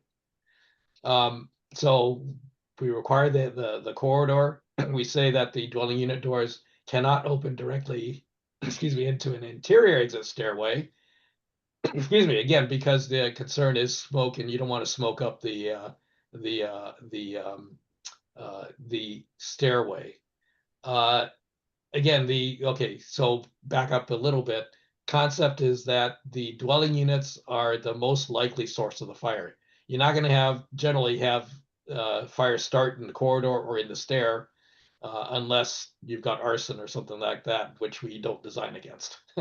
So we're assuming that in the normal course of whatever life, the fires are going to start somewhere inside the dwelling unit. Okay, let's see. Number 10, no more than 20 feet of travel. Again, the idea is to limit that length that you're in that corridor, limit the length of the corridor. So, you know, if there is smoke, okay, so there is, if you're on the fire floor, where the floor where the fire is, the door from the unit with the fire may or may not be closed.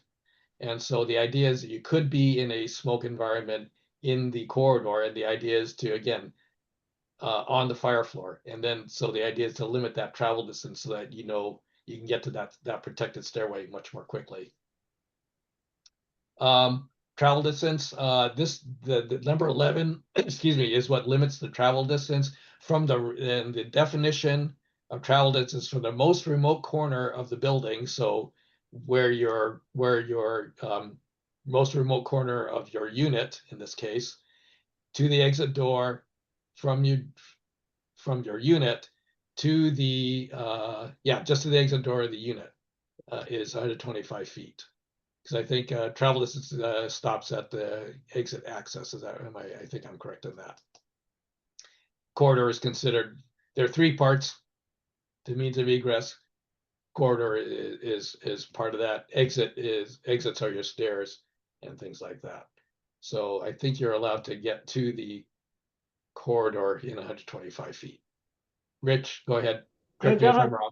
Yeah, I thought that's to the exit. I think it should be To the exit? Okay. Yeah, because it's the exit access travel distance. Okay, yeah. Yep. Okay. So yeah, from the corner of your unit to the stair is 125 feet. That's still a pretty good distance. Still pretty good distance, yeah. So it's consistent with you know, other parts of the code. So pretty good distance. Yeah. Let's see.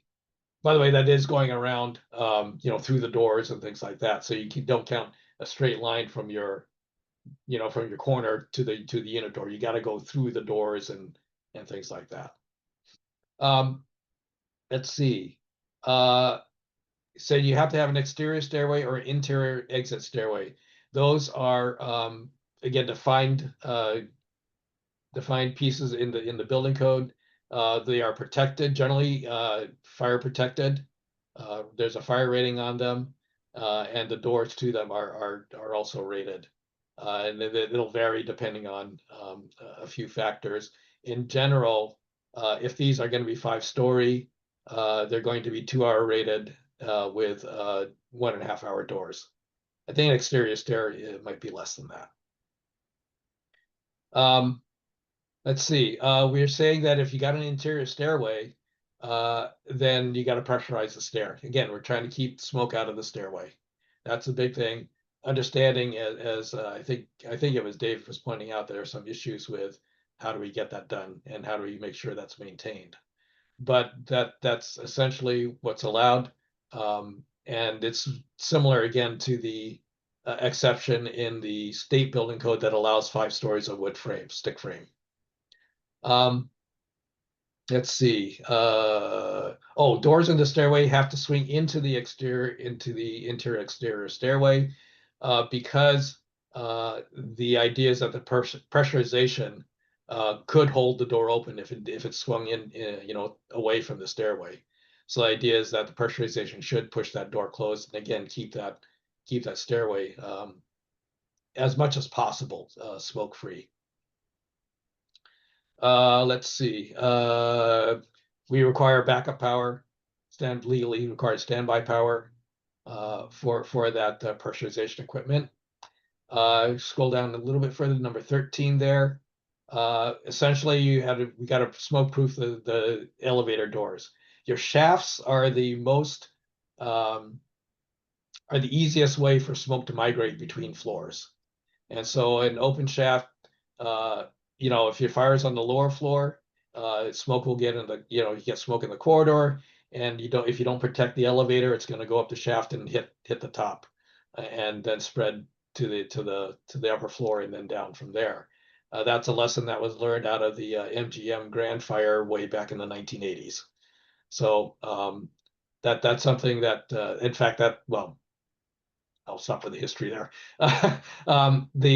So we require them to be the elevator hoistways protected, and then the second piece is where you could use natural ventilation if it's on the outside of, say, an exterior exit balcony. Think of a motel with those open balconies, and you put the elevator on that. You don't need to smoke protect it because it's in the outside environment, and it'll just vent outside. But otherwise, you do have to pressurize it. You can protect the elevator hoistways by either pressurizing, or you put a door on it, put a lobby on there. There's some different methods of smoke proofing it. But essentially, if you do use pressurization, then you have to again provide backup power for that.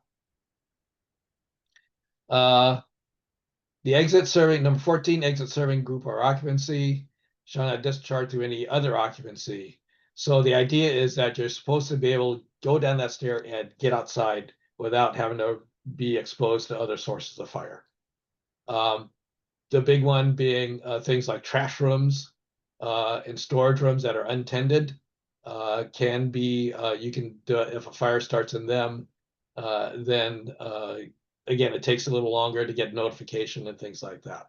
So the idea is we should have this what I'll call pristine stair that gets you outside.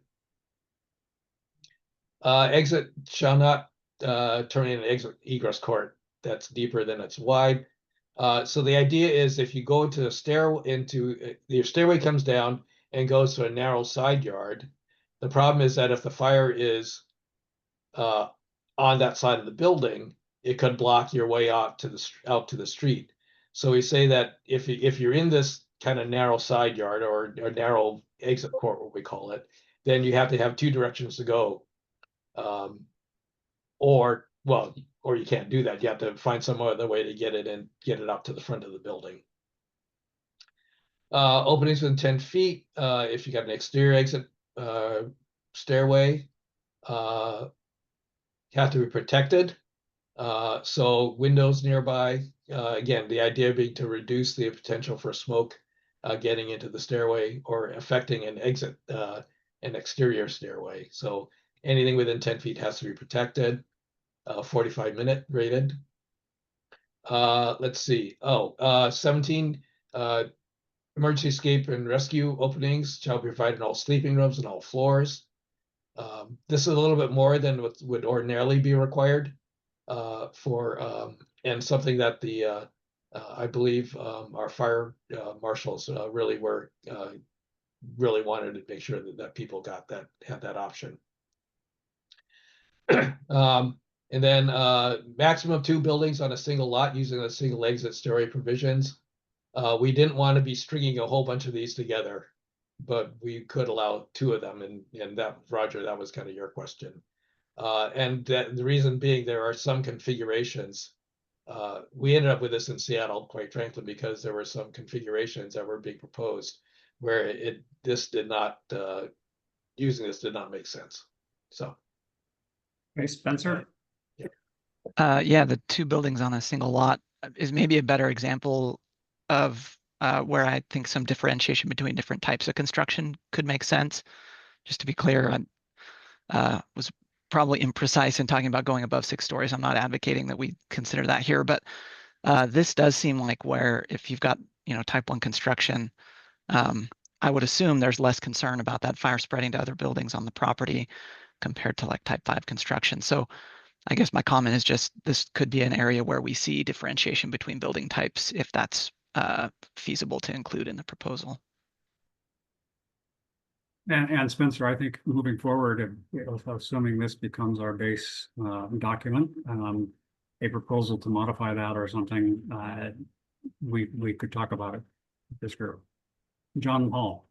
Yeah, I think on the number 18 about 2 buildings on a lot, that makes sense for most lots, but if you have a really big lot, it seems like that's an artificial limitation on the number of buildings, and it doesn't say that they are connected. So you could have two or three or four independent non-connected buildings on a large lot? And it's not allowed in this scenario. That was the first point. And the second part, just go back to number 12 and 13. I believe it was stating down lower in the commentary that this was not allowing for tap ahead of the main power. And which it seems like there are certain jurisdictions, Seattle, Bellevue, Everett, that do allow that. And it seems like if you are allowing that for a large building, 300 or 400 units, why wouldn't you allow it for a small building that may be 15 to 20 units? I will say that there are a lot of jurisdictions that do not think that tap ahead of the main provides adequate secondary power. That's part of it. Yes, Seattle, we do allow that. These exceptions are a little bit different in Seattle, but I think again that's an item that's been debated in Seattle. Yeah. This is Richard. I'll just jump in and also say we also put that in there specifically because that's a requirement out of 504.4.1 to get the 5A construction, get that extra story increase. That's out of the state amendment. So that's consistent with that requirement. I guess largely where that came from. Okay, Todd. Thank you. Yeah, 2 points on 18. I think it is really important to explore how we could get there to have more than two. For those that have studied this, especially in Europe, that is a really common way to apply this typology is more than two in a row. There are a lot of reasons for urbanism and so forth, why we do that, but to answer the question why would be important. And then I think going back to the construction type, I also am not arguing to go above, to go enter into high-rise territory. But it also raises the point of if someone asks the question, we need to be able to respond why in terms of risk. And then bringing it back to construction type, we have a disconnect between our type 1 and type 4 that allow us to go to that height and what they're actually designed in 2-hour fire ratings to go higher. So I think it is a valid question to say, well, how many units are allowed from a risk standpoint above that? If we were to go down that, I'm not arguing we should, but if you were, how many? Is 4 the right number? What's the risk profile look like? But then turning that around, if we say 6 and we say 70, 75 feet for that deck, then do we have the wrong construction types? And I know it's a big proposal to put on the table, but why am I designing 2-hour, columns in this building? Why is it not an hour and a half? How can we answer that question? And put it out there. What are the requirements that I should design to? I get maybe it's not 1 hour, but I might want to use hour and a half. So just putting it out there. Thank you. And John, I certainly think that the question about 2 on a lot might not be the right definition. 2 connected, you could have a large lot with 3 or 4 spaced out, 3 or 4 pairs spaced out or something like that. So we do need to address that. Yeah. Jeremy, go ahead. And then I'm actually going to try to wrap the single exit part up for today if we can. So.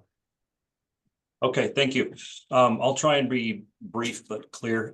2 things. The buildings on the same lot, I think Todd and John have a valid point. If we do accept to use this as a starting point, there are provisions where we can clarify structural independence and maybe point towards buildings on the same lot in accordance with the provisions in Chapter 5 in the beginning, where if you have the fire separation distance, you're doing multiple on the same lot. And also a pointer to exterior walls in accordance with 705. So if you choose to do a 0 lot line condition, what's that look like? But you're still going to maintain structural independence, so on and so forth, and then have a 0 lot line condition with exterior walls and or firewalls in accordance with the IBC. So it's a valid conversation to have. I get where you're going with buildings on the same lot provisions as well, as opposed to just sticking 2 type 5A together. I think that's a good conversation to have later. And then pointing back towards what Todd and I think Spencer were talking about way back before Angela and the fire marshal as well was talking about, thinking out of the box, data-driven reasons. Why can't we push the envelope, do these things? And I would respectfully submit another perspective as to how we got here where we are today. People might remember this 1927 UBC. This was it, right? So over the last 100 years, we went to this. So I would respectfully submit that a lot of things, and I'm not going to do a history lesson like John said, but many things got in this code because people died and people were on the 6 o'clock news. We had buildings collapse. We had people couldn't get out. We had all these horrible things that happened over the last almost 100 years. And things slowly got added into the code, from the Coconut Grove to the hotel in Vegas to bridge collapses and things of that nature. So I would respectfully submit to think about, what's the data-driven purpose to start removing all these things from the code that have been here and got in here for a reason, sadly, but they got in there for a reason, means of egress. And then say, with a little bit of perspective, not sacrifice too much life safety on the altar of affordable housing when we have this perspective going through this. And I think it's a valid conversation to have about construction type and things of that nature. But 6 stories, regardless of construction type, with only one exit, the building's going to stand, but can people get out before they die of smoke inhalation? I think John pointed to that a little bit, and so did the fire marshals. So that's all I had to say. Just kind of another perspective for things to think about. Thank you. I'll shut up. Jeremy. I will respond briefly in that I've also been seeing data-driven information get put into the code, or requirements get put into the code based on data that were not practical and didn't make any sense whatsoever. Like at one point, our masonry lap splices, which are built in 4-foot lifts, the lap splice for number 4 wire was more than 4 feet, almost unbuildable because of data that got research got submitted and data got put in. So keeping an eye on practicality is vitally important as well. And again, the purpose of the legislation is to make it easier to build housing. So. Yeah, and I do think it's great that we have such a room full of experts from all different sides of Walk of Fame, if you will, to perspective on this. This is a great conversation to have with all these parties involved. I agree. So if I can, I would like to ask for a motion to move the proposal from the WABO proposal, or there is a number, right, Dustin? It's 24 SEP 001. Yeah. That we move that forward as the document that we are proceeding with as a tag. And, so that would be the motion that I would ask for. Understanding from everybody's perspective that there is still an opportunity for us to come through and modify this, add to it, change it, but that this is the working document that we're going to be working from. And I also will caveat it. I'm going to try to dig into confirm that the legislative intent was to do it as an appendix. I did see I dug up some notes here that kind of implies that, but I'm going to try to get that answered a little bit more clearly. So if I could have said motion, as a chair, I can't make a motion. Mr. Chair, could I maybe add a caveat to that one, that the proposal window is still open? If we had something else come in today, that we, entertain that a little bit as well. I will entertain any additional proposals that come in for sure. However, I don't want people to wait. Like anybody on this group or anybody else from the public, if you have a suggestion, figure out where in this proposal it would go and make that suggestion for modifications. So I'll make a motion that we take 24-SEP-001 as our working baseline to move forward. Yeah, how about, does that work? Yes, thank you, John. Do I have a second? I second. All right, thanks, Jeremy. Is there any discussion? Hearing none. All those in favor, now this should be the primary members. voting members. All those in favor say aye. So hold it right just a second. If the primary is not here, the alternate is allowed to vote. Correct. Correct. So maybe since this is the first one, Dustin, let's go through a roll call vote. Yeah. Okay. Let me see here. John Hall. I agree. Make sure I'm recording this appropriately. There we go. Andy Lorenz. Aye. Jeremy Moore. Aye. Michael Wright.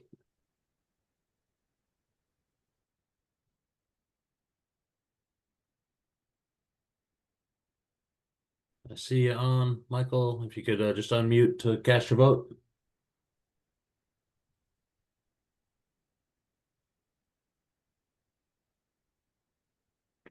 I'll return back to Michael Wright. Mike Messer. Aye. Dave Cocott. Aye. Spencer Gardner. Aye. Richard Williams. Aye. And John Sue.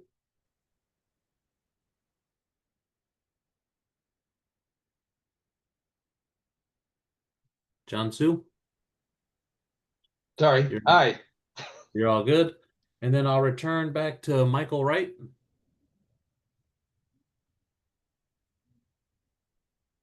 And Michael, if you're with us, please unmute. Even without his vote being cast, we got a pass on that one. All right. Thank you. Our first official action. So I am fine without a break, but if there's anybody that suggests, should we have a 5-minute break? Okay, let's go. Let's take a 5-minute break. We'll come back at 2:56 and dig into multiplex housing.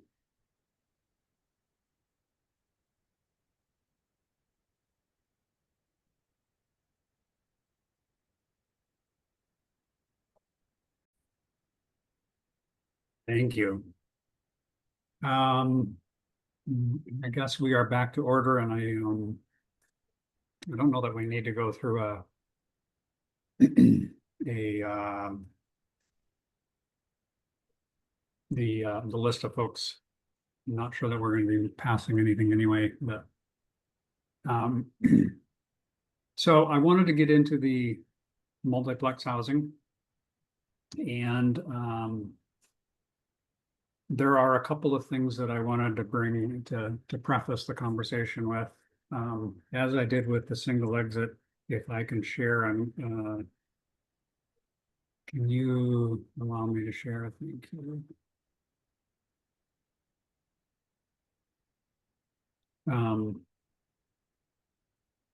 I pulled this out of the 2021 Washington State Residential Code.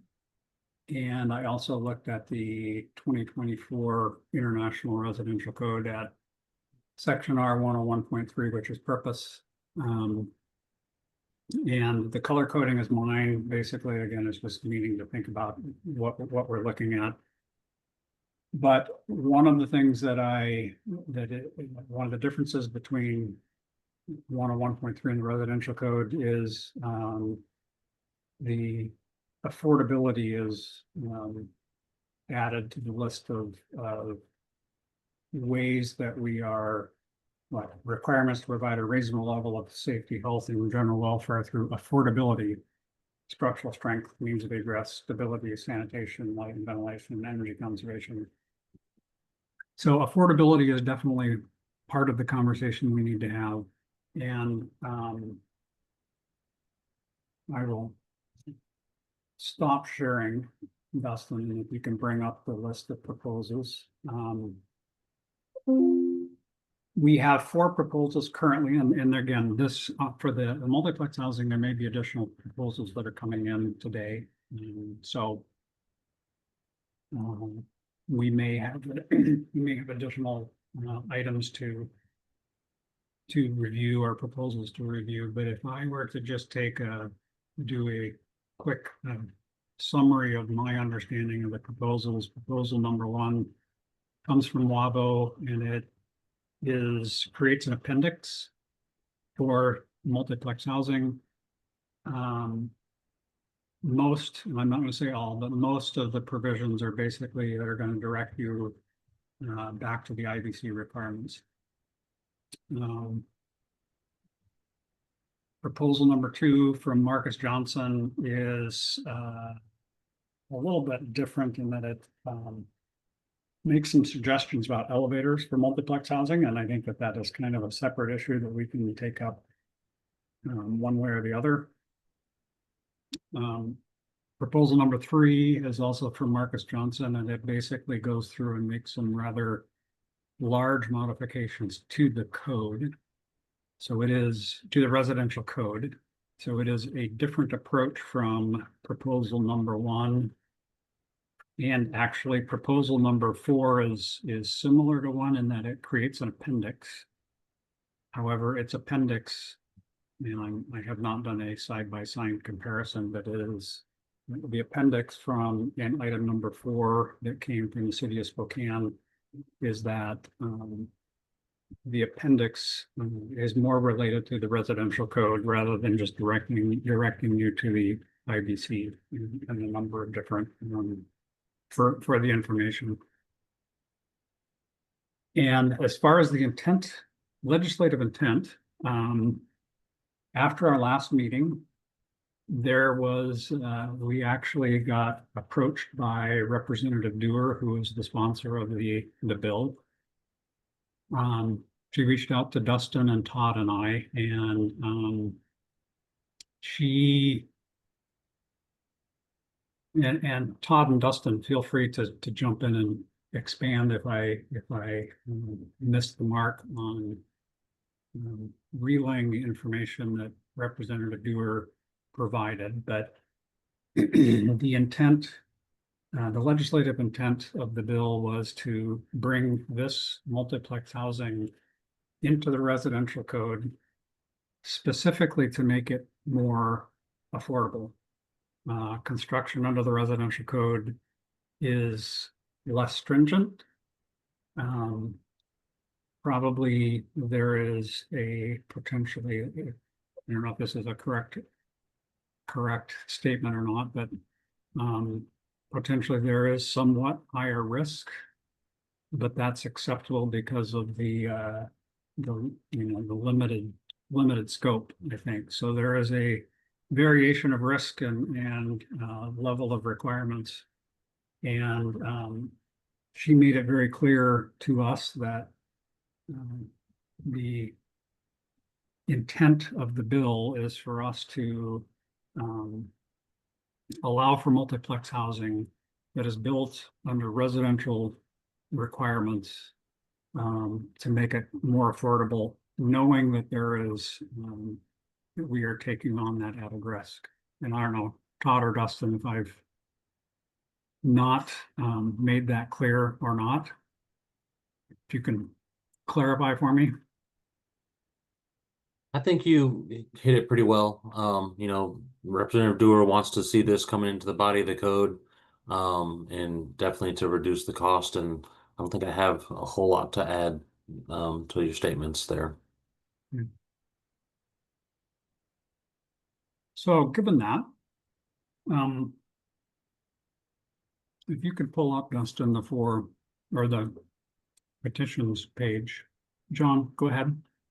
So the question are we saying that appendices are precluded even if the state building code council were to adopt them similar to the way they adopt other appendices?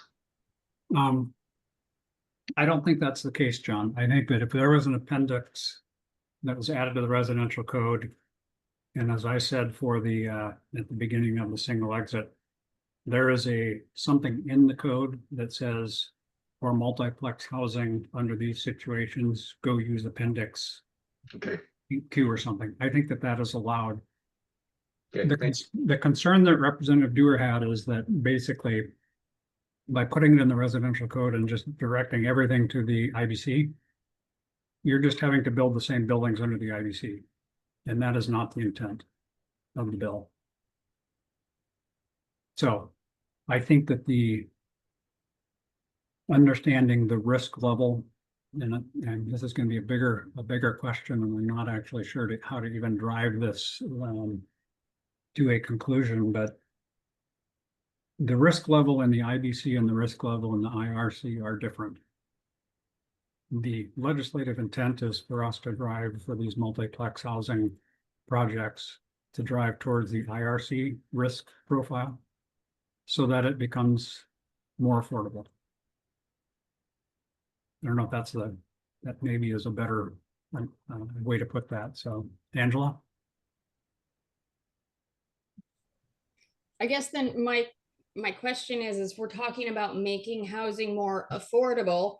Are we really then needing to address, I mean, even the ones that are in the body of the code, allowing, 7,000 or 8,000 square feet per floor, you're talking about 3,500, 4,000 square foot multifamily units. So that's larger than your average house. And so I'm trying to figure out what are they talking about affordable there? I mean, because that's one of the arguments, like in some of these, is we don't want to have to sprinkler it because it's in the IRC, but you're building 4,000 square foot multifamily units. So I guess I'm just trying to wrap my head around creating something, because again, like Dustin mentioned, I actually submitted my own proposal last night. And it is very different from all of these. It's much more substantial, but it does use entirely the IRC or additional information. But that's what I'm trying to figure out here, because we're trying to build these buildings in an affordable manner, which is an oxymoron to providing penthouse size units in these structures. So that's where I mean, I guess you guys need to sort of figure that out a bit. I would respond and say at least the two proposals, and one of them being my proposal, I put a size for the entire building. It's not units. So it's 7,000 square foot building. The units can be split up between 6 units and be about 1,000 per unit, along with circulation being 300 square feet, is essentially how that structure. So it's not a per unit basis. It's a house that would be the same, or it's a building that would be the same size as a big mansion. It would be the same size as 4 townhomes next to each other, which are currently allowed in the IRC. So it's a similar size of what's already allowed in the IRC, as a building type, as overall square footage of the building. And Angela, I was going to say the same thing, as we will, let's put some limits on it. I mean, I think the purpose is to make not a bunch of large high-end units. It's supposed to be low-income housing and middle-income housing, make that more affordable. So limits on that. I don't think the intent isn't to accommodate 4,000 square foot units. I don't think, but go ahead. Yeah, one of the things, looking at the stuff that you have, and this hard for Principal Engineer City of Tacoma. One of the things I don't like actually putting something like Mark Johnson has actually specifically put it in the IRC compared to where you could do an appendix that actually deals with it. The reason why is we're going on kind of a new type of provision that hasn't been vetted enough, hasn't been used yet, doing certain things. And the IRC kind of goes on a national level that gets picked. Appendix really should start being used by state specific, and then maybe later on it could get in the IRC. But I hope we lean to more putting it to the appendix to be adopted specifically for our state, rather than actually going in there and modifying the IRC that is done on a national level, where it truly could be state specific. And this should be a standalone provision for these multiplex buildings to be in the IRC. So hopefully when you're looking at this, you look at putting it into an appendix where someone can use it as a standalone provision. So thank you very much. Okay, Richard? Yeah, Roger, at the risk of jumping the gun a little bit, just a general question, is it the intent at this point, do do you think, to prohibit these types of buildings eventually from being constructed out of the IBC? And if not, I'm just curious how we would reconcile these two buildings out of the IBC and the IRC, assuming they have two sets of requirements. Prevent them from being built under the IBC? Well, if you had lesser requirements, right, we'll find this out, right? It seems like it could get a bit complicated if you were allowed to build out of either code. Okay. Accessibility could factor into that, which we talk about later as we get into these things. I could bring up a couple points on that, but just in general, if you're talking about what you were mentioning before about the legislation, trying to, take into account some lesser requirements for the sake of affordability, I'm assuming we'd be sacrificing some requirements. Again, I'm jumping the gun. We'll find this out as we get into these discussions, but that's one of my big concerns going into this. Okay, Patrick? Yes, thank you. We agree with Rep. Dewar. Our builders do not like being referred to the commercial codes when they're building under the residential codes. That's been a common theme as I've been talking with them, working on energy code proposals and residential proposals. So if we can make it standalone in the residential code, I think that'd be best. And then in terms of determining what affordability is or how to measure that, I think it may be helpful for the tag to consider picking a few model types or categories of buildings and estimate a baseline of what it would cost for them to be built under the IBC. Then as you do your work developing a proposal, you'd have something to compare it to see how much the tag's proposal will reduce the cost of construction, putting it under the IRC. Thank you.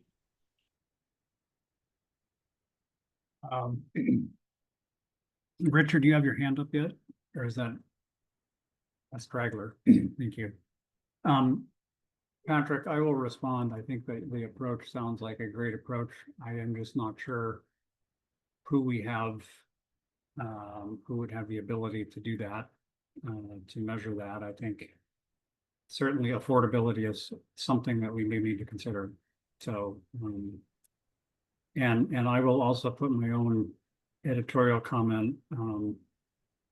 One of the things that I want to try to avoid is us passing something and then a year from now or 2 years from now realizing that what we passed messes up or confuses other parts of the code. Because of that, I would lean towards a standalone appendix for the multiplex housing where it's self-contained. But that's not for me to determine. I do want to make sure, I think it's kind of similar to what Hoyt said, is we need to be careful making large changes to the code, because who knows what other, what confusion we may cause. So, Dave, go ahead. Yeah, I wanted to kind of address the affordable housing discussion a little bit. Actually, I spent some time talking to Representative Dewar the year before last about this. I have yet to see an affordable housing permit applied for. Once these structures are built, they go to market rate. I haven't seen contractors or developers lower their rates to try and get into the level of what is affordable. And I did eventually find a definition for affordable. I think it's like between 40 or 60% of the going market rate. I don't see new structures being built for that unless they have been subsidized or provided with some other means of being able to cover the cost. So there's a lot of effort being done here to lower the cost, but there's no guarantee the contractors are going to do it, or the developers are going to lower their costs as well. So that's a concern we had from our side. Fair enough. Are there other comments? Angela. Sorry, real quick. I would like to point out that, whether Rep. Dewar said she wants affordable housing, the legislation says making housing more affordable.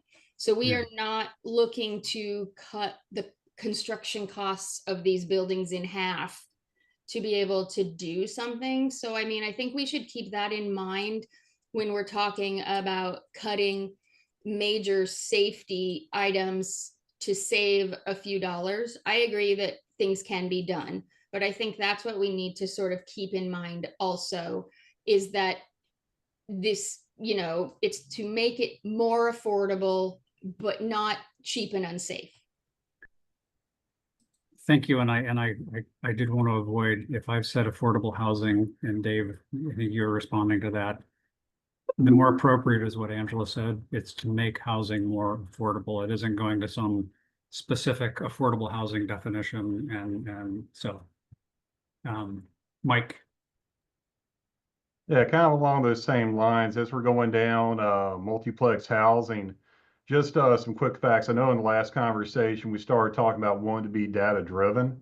So NFPA, National Fire Protection Association, does put out fire stat numbers, and I just want to kind of put that out to the field right now. Nearly 24% of all of our fires last year, over the last couple of years, occurred in home properties, including 1 and 2 family homes, apartments, and other multifamily. And just so you have an idea, 25% of our fires were in the residential environment. They accounted for 79% of all of our fire deaths and 77% of our injuries. So as we're looking at different options to help make housing more affordable for our populations, just know that where we're building these are our most vulnerable populations that we're building for. Fire marshal communities are really going away from draconian requirements and moving more towards risk-based and using things like social vulnerability index from CDC to move our stuff forward. So just as the conversations move forward, just keep those fast numbers in your head and who we're actually building for right now. Okay. Are there other comments? I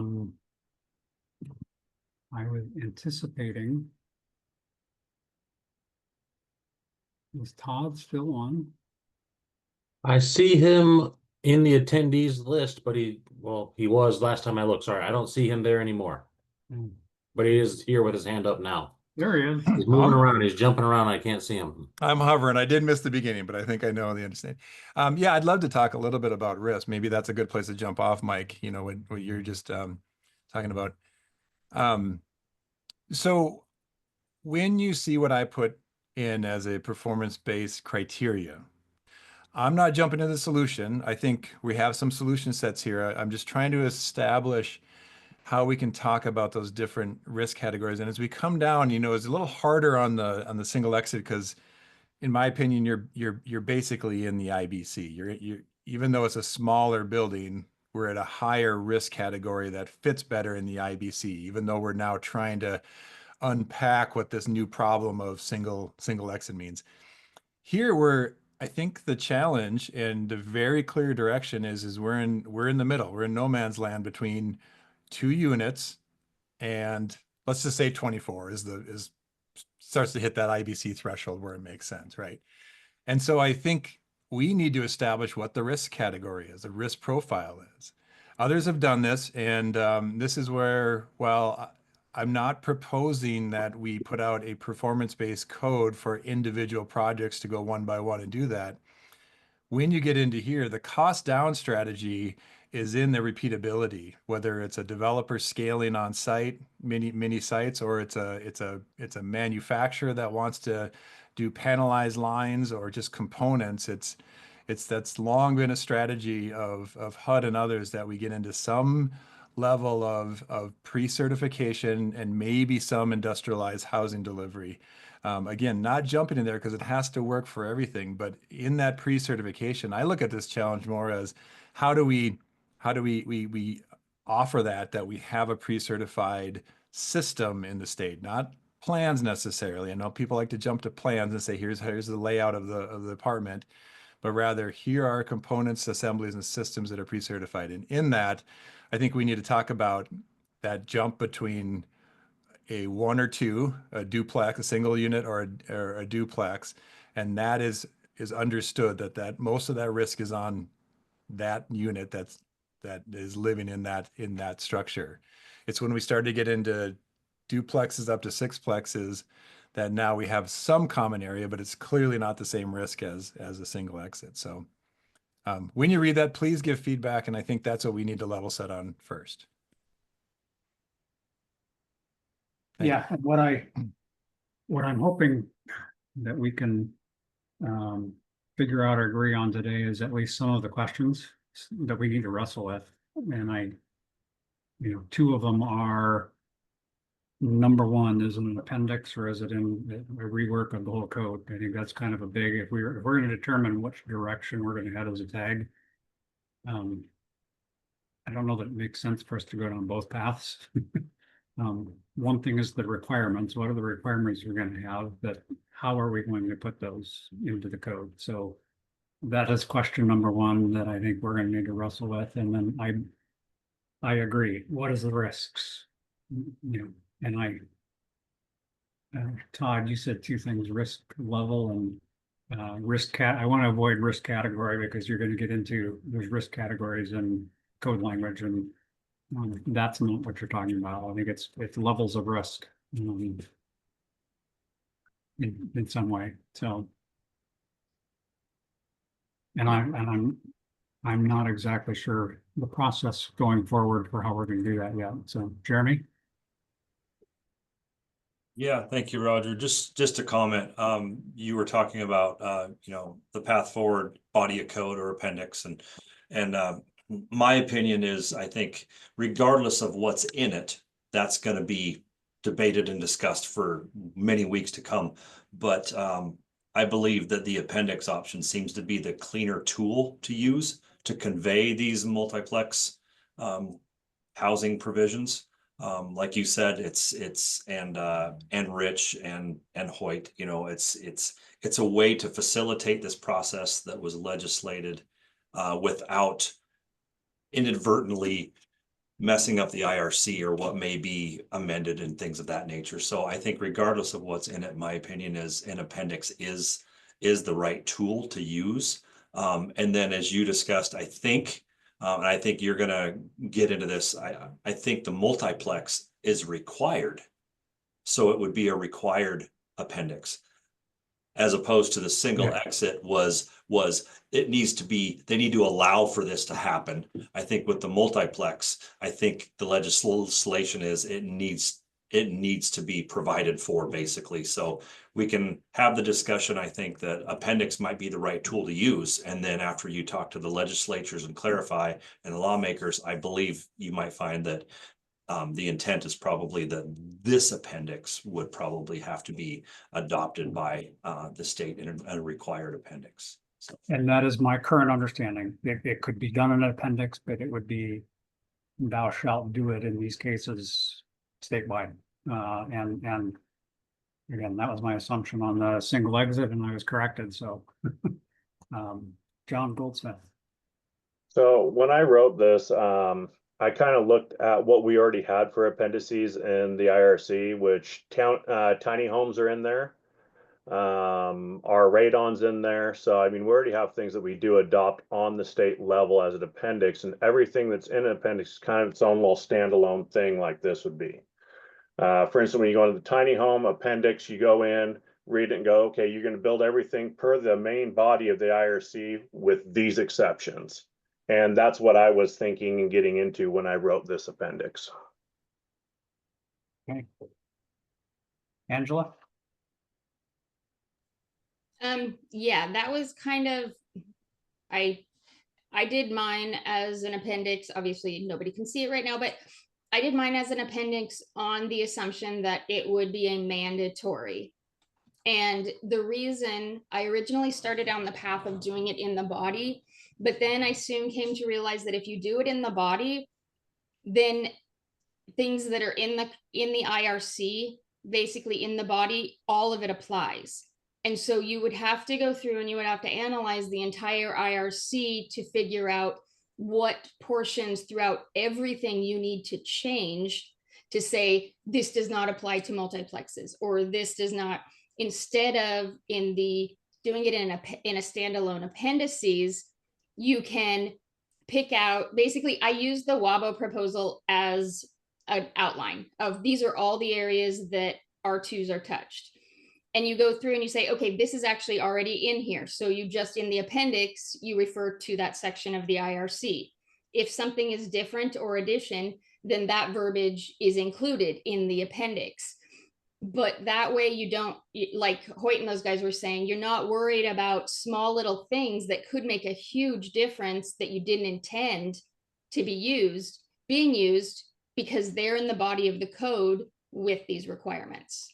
So again, I think the appendix, no matter how we do it, is the way to go. And the appendix should then reference back into the IRC for things that do apply versus the opposite of having to exclude them in the body of the code. Okay, John? Okay, just as a comment on that, I agree the appendix is the way to go because I think it's be cleaner. I do believe that there's another model rather than having pointers, you know, for everything back to the IRC. I think that's what I heard from John Goldsmith about his proposal there. The idea being, and it would have to be stated up front in the appendix, there are models for doing that. Essentially saying, thou shalt build according to the IRC, except as modified by this appendix. And I think that might be a little bit cleaner and easier to do. Won't be as lengthy as the other one. So just as a thought, but I do agree that this should reside in an appendix. Okay. Other hands. What about, I guess, two general questions. Are there any other comments people have about defining the risk category, not risk category, risk level? And then other than getting into the details of what we do and don't include, are there any other big picture decisions that we need to make moving forward? I think those are the two big ones that we maybe need to address. John? The one thing I want to say is that the IRC is meant as a cookbook. You build it from chapter 3 design, chapter 4 foundation floors, all the way through. And there's a lot of people that build their own homes that aren't as necessarily as savvy with the building code. And it's made for a guide to help them through. And if we change the main body of that code, it is going to make it a lot more complex and confusing for smaller builders or home builders, self-home builders. Okay. Quinn? Yeah, there's a lot to unpack, and I'm gonna wait until we start digging into it. But one thing to consider, because I heard somewhere, I think Marcus was saying he has a 7,000 square foot limit. There is a RCW, for over 4,000 and over 4 dwelling units that it has to be engineered as well. So you can't just always be in the IRC because you have that conflicting RCW that requires engineering.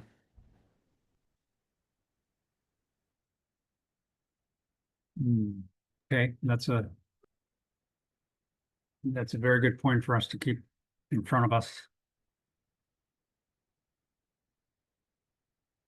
Okay, I'm going to, or Dustin, if you're sharing, can you pull up RCW 1927-800?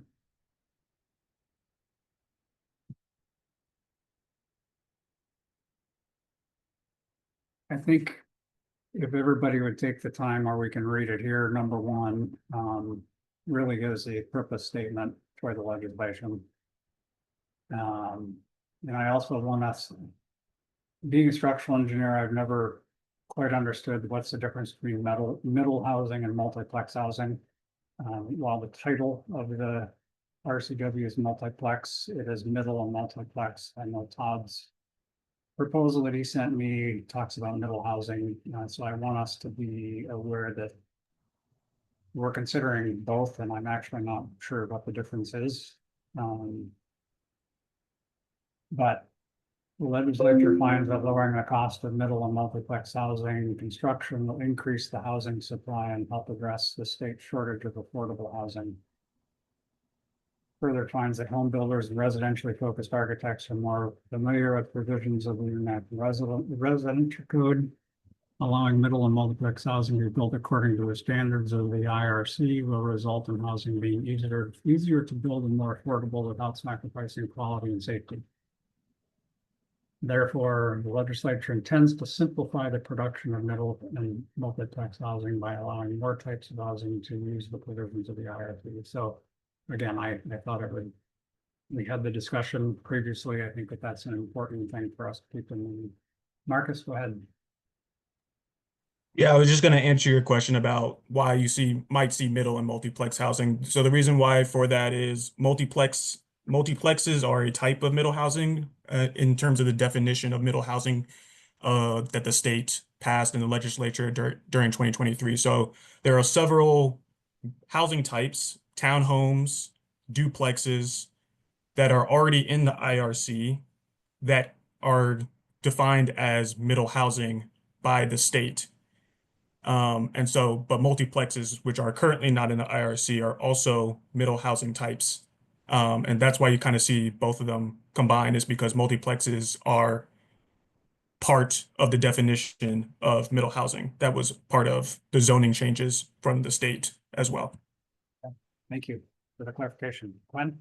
Yeah, just tag on to what Marcus was saying. House Bill 1110 does help define what middle housing is. And then if you go to MRSC, they do identify not the 9 different types of middle housing. So yeah, so it is defined. Okay. Thank you. Todd? Yeah, and if it's appropriate, I'm happy to share what I submitted, or Dustin, if you want to pull it up, because I go through that and supporting what Marcus Quinn is saying.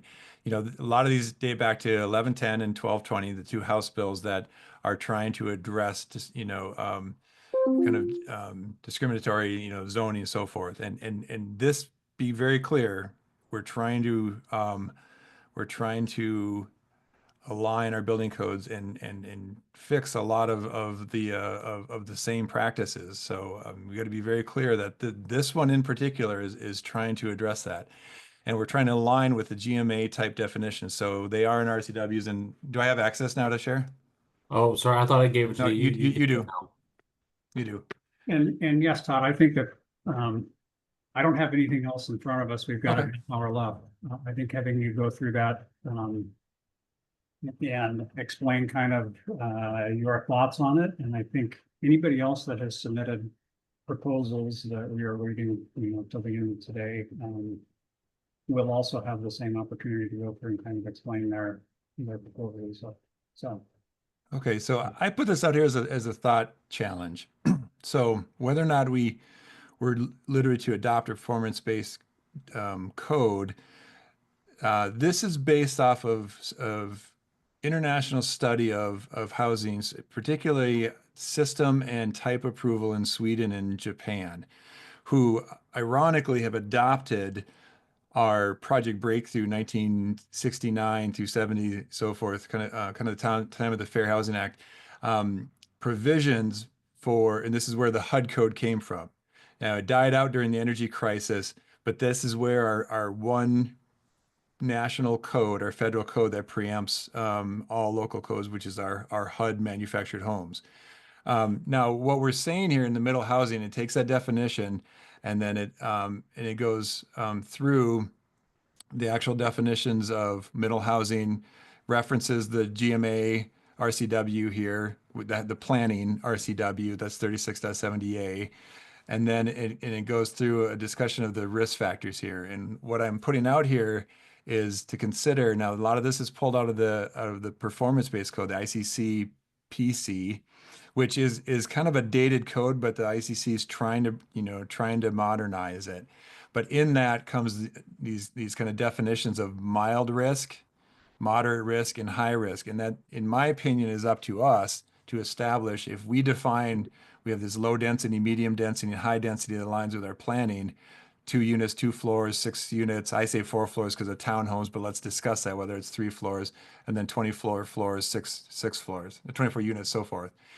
Then we can go through and establish what the technical requirements are for those performance tiers, and then go through the relevant technical requirements, the structural forces. And this is establishing now that criteria. What are we actually saying in words, like as performance-based code, that we're trying to prevent? And we can get in, and the way performance code is set up is objectives, functional statements, and then we can go as deep as we want into performance requirements, either generally across all building types or specifically for any one of those categories. So I'm not going to go through this right now, but please take a look at this. Means of egress. What are we asking for in terms of egress in a mild risk, moderate risk, and a high risk setting? Accessibility, same thing. Elevators. I'm going to put it out there because there's a lot of pressure from especially Senator Salomon. Can we consider on the single exit the elevator size? Does it really need to be a stretcher stretcher size, or can it be an ADA size elevator? So just, I'm not saying this has to be considered, but this is an ask, and we have the opportunity to do it now. Okay, so going down, then you go into acceptable methods, and you say authoritative documents, design guides, or potentially even individually substantiated design methods if we want to do peer review, so forth. Again, I'm not saying we should do that project by project, but there are investors, developers, manufacturers that would be motivated to come up with something if it could be mostly statewide pre-approved. And that's how we get to scale. That's how we drive down cost.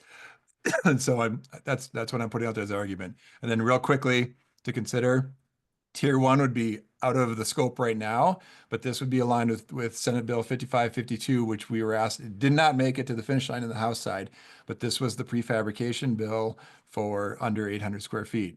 I'm just putting it out there as an opportunity. That would be the lowest risk. That would be single and duplexes, ADUs, so forth, detached units. Middle density housing would be in our sixplexes. Let's establish some prescriptive requirements. Is it a certain square feet per story? Is it 3 stories? Is it 60 feet? Is it 6 units? And then go through and establish any specific performance or prescriptive requirements that we think exist at that tier. And then the last one would be capturing the single exit, trying to get up to something that looks more like perhaps up to 12,085 feet, so forth. Okay, I'm going to stop there, but that's Todd, yeah. You put this together as part of the multiplex, but in your explanation, you started jumping into single exit. I think it's all of them, and I think I've started with the IBC, knowing that the lower categories could also be duplicated or referenced from the IRC. I know the bill says and makes a statement that the legislature finds that if we have the easy button in the IRC, that's going to be cheaper. I don't necessarily agree with that, but we're being told that's what it is. I think this is through scale and through pre-certification and repetitive, opportunities for design that we drop the cost. So now that's obviously an opinion, right? To be proven or disproven. Richard? Yeah, Roger. So I guess I'll just say, following up on that comment that I made earlier, I guess this would be a good example of that. If you were allowed to construct this building under the IBC as an R2 occupancy, which is what it would be, you would have, for elevators, you'd be required to provide the stretcher elevator regardless of the number of stories. That's for our state amendment, right? Mm-hmm. So if you reduced that under this appendix, and you allowed someone to choose whether to build it under the appendix or out of the IBC, I just would point out you're creating a situation where you'd have 2 sets of requirements, and that's one example. I'm sure there will be others too. So just that's what I wanted to point out. And Richard, if I may, Chair, I think that's the point, is that if it's in the appendix, if you design under this appendix, that would be an option for you. That's what the legislature is asking us. It would not apply if you're designing strictly under the IBC. because we've established a lower risk category, or it's optional in that class, right? But Todd, do you think you'd end up with essentially the same building, just built two different ways? Potentially. Okay. Jeremy? Yeah, I'm just struggling with I'm just throwing it out there for conversation because it seems like that's what we're doing right now. I'm struggling with using the terminology middle housing in a building code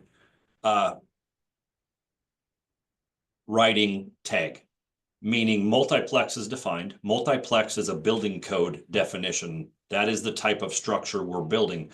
Middle housing is a land use, zoning, and economical term that has been defined by, as Todd pointed out, it's been defined, but it's kind of like the square and a rectangle, square conversation. You know, a multiplex building is in the definition of middle housing, but we're not tasked, from what I read in the RCW, we're not tasked with how do we build middle housing. We're tasked with specifically this one part of middle housing. We've been asked to form code provisions in the IRC to build a multiplex. So my simplistic building official brain is having a hard time mixing the two, because I have city planners that deal with middle housing and land use and things of that nature. And then sometimes it crosses over and they say, you shall facilitate this by doing this in the code. And that's what I feel like we're being asked to do, is address multiplex as a building code definition. How do we do that under the intent of what Todd brought up and other people have brought up, under that intent? But the middle housing getting thrown into the code, the building code stuff, is really throwing me off. I'm just struggling with that, wanting to be honest about it. So, And I'll respond, Jeremy. Again, I needed to be educated. I mean, Marcus's explanation was really good for me to understand that. And the title is multiplex, and I kind of agree. Although I'm sitting here looking at RCW 1927-800, and they continue to say middle and multiplex in the RCW. So, Hoyt, I think you're next. Yeah, the one thing I noticed in that proposal, you had tiers, like tier 1, tier 2, and things like that. I would recommend doing something differently than using tiers, because ASE 4123, seismic values of existing buildings and retrofit of existings, they use the term tiers too. I always have a hard time when you start using a similar terminology in the code that's different in another standard. So I just wanted to give that recommendation. I'm not sure if I want to go with tiers, if that's a possibility. If it's not confusing for everybody else, that's fine. But it is used in the other codes when you start dealing with existing structures. It's a good point, Hoyt. I didn't know that, and please propose something different. It is made up. John? Sue? Roger, answering your question about the, well, addressing your comment about middle and multiplex housing in the legislation, I'm looking at 1927-800, and kind of, as you kind of said, item 1 is kind of the statement of the overarching statement, right? Why are we doing this? That's their finding. But items 2, 3, and 4 tell us what we're supposed to do, and they only mention multiplex housing in 2, 3, and 4.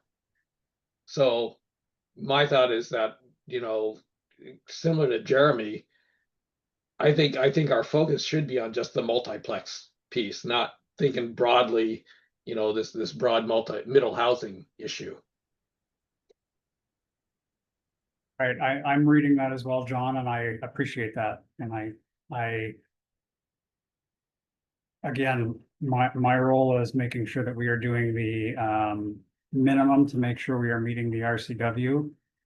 Is I would suggest we have to address multiplex housing. However, it also, the whole conversation about varying risk levels is part of the conversation that we need to talk about. that's kind of implied in item 1 up above. Although they say without sacrificing quality and safety, but you know, it's easier and less costly to design under the IRC than the IBC, and so I don't know. The baseline is we have to address multiplex housing. So, Todd. And I think, John, maybe you and others are going after that multiplex is defined as flats. Is that specifically what you mean? So would a duplex be considered? I guess you're saying maybe a townhome like fee simple's not? Townhomes are already allowed in the IRC, so I don't think we need to address them. Duplexes also. Yeah. The intent is to, you know, if their intent is to allow more housing types to use the IRC, what needs to be added is the multiplex at this stage. Okay, so triplex through sixplex is Yeah, specifically what you're thinking, yeah. Right. And I know there is a definition in RCW that says it is apartment flats. I think there is. The item 4 down at the bottom there defines there it what is. they're calling multiplex. Okay, thank you. Quinn, did you have your hand up? No, John pointed out item number 4 defines what a multiplex is.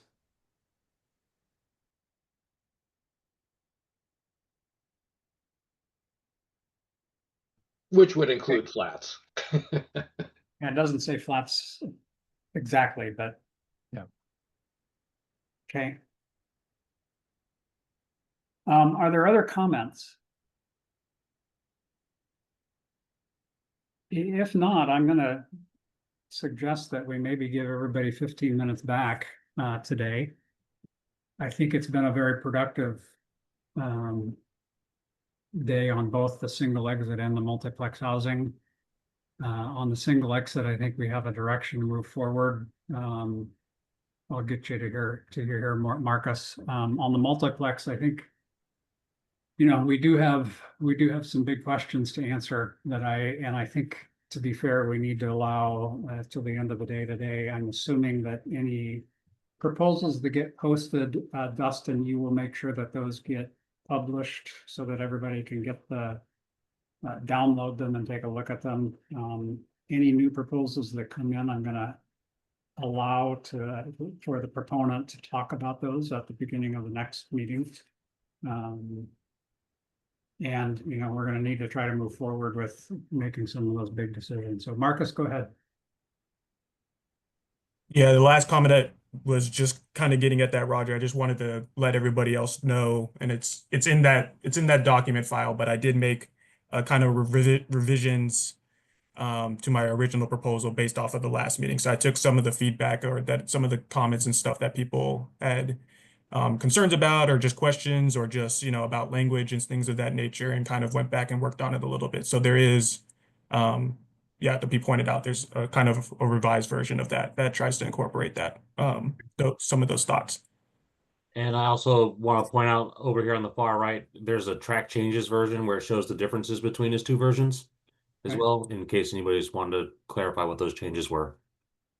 So Dustin, the window closes today. It sounds like you've got a few other proposals. Will you be able to get this document updated and then notify everybody on the tag that it's been posted, and so we can start taking a look at those? Yes, sir. So after we conclude this meeting, be it at 4 or before, I'll be working on getting those other things uploaded.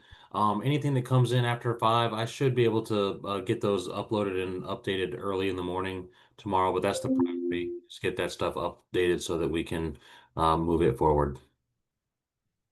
Okay, and then on the schedule, there will be a poll for us to try to figure out moving forward. The next meeting is June 9th, I believe. Yes. Okay. If you have comments on single exit, we have decided, now there might be something coming in yet today, we'll see, but if not, we've decided that we have a document. So if you have comments or suggestions, please take a look at that and figure out where those suggestions may fit in the proposal that we have. Sherry, you have a question? Oh, just a follow-up question to what Dustin said. I was wondering, is there going to be a way for the public to see the additional proposals? Yes, let me demonstrate how the public will see those. So on the SBCC homepage, that we have it's located in a weird spot, but in the meeting schedules and agenda tab on any of our pages, you'll see down here a list of our different tags. On the ad hoc tag, single exits, multiplex housing tag, you can click there, and these logs are located there. Thanks. Also, it's good the RCWs are listed there. If you're ever wanting to, look back at the RCW and the bills as well. The bill has a little bit more information about the backstory and then information of so it is a good page to identify and figure out. So. And one more thing I'd like to talk about before we leave is we still have lots of vacancies on this tag. So if you know anybody who's interested, please send them our way. We'd be happy to entertain getting some more folks on here to round out the group, make a well-rounded gemstone with many facets. And Dustin, is that on that page as well, or can it be? I can definitely get this up here. I think the tag rosters are actually located on the tag page here. It should be. If it's not, I'll get it updated there so we can have it, and I'll try to get individual rosters on each of the tag pages as well. All right, we do have on our agenda, I forgot the number, maybe item 8 is other business. Does anybody have any other business? All right, hearing none, I will give you at least 10 minutes of your time back. So the meeting is adjourned and we will talk with everybody on the 9th. Thanks, Roger. Thanks, Dustin. You bet. I appreciate everybody's time today. Thank you. Thank you, Roger. Thank you, Dustin. You bet. Thank you, everybody. You, everybody.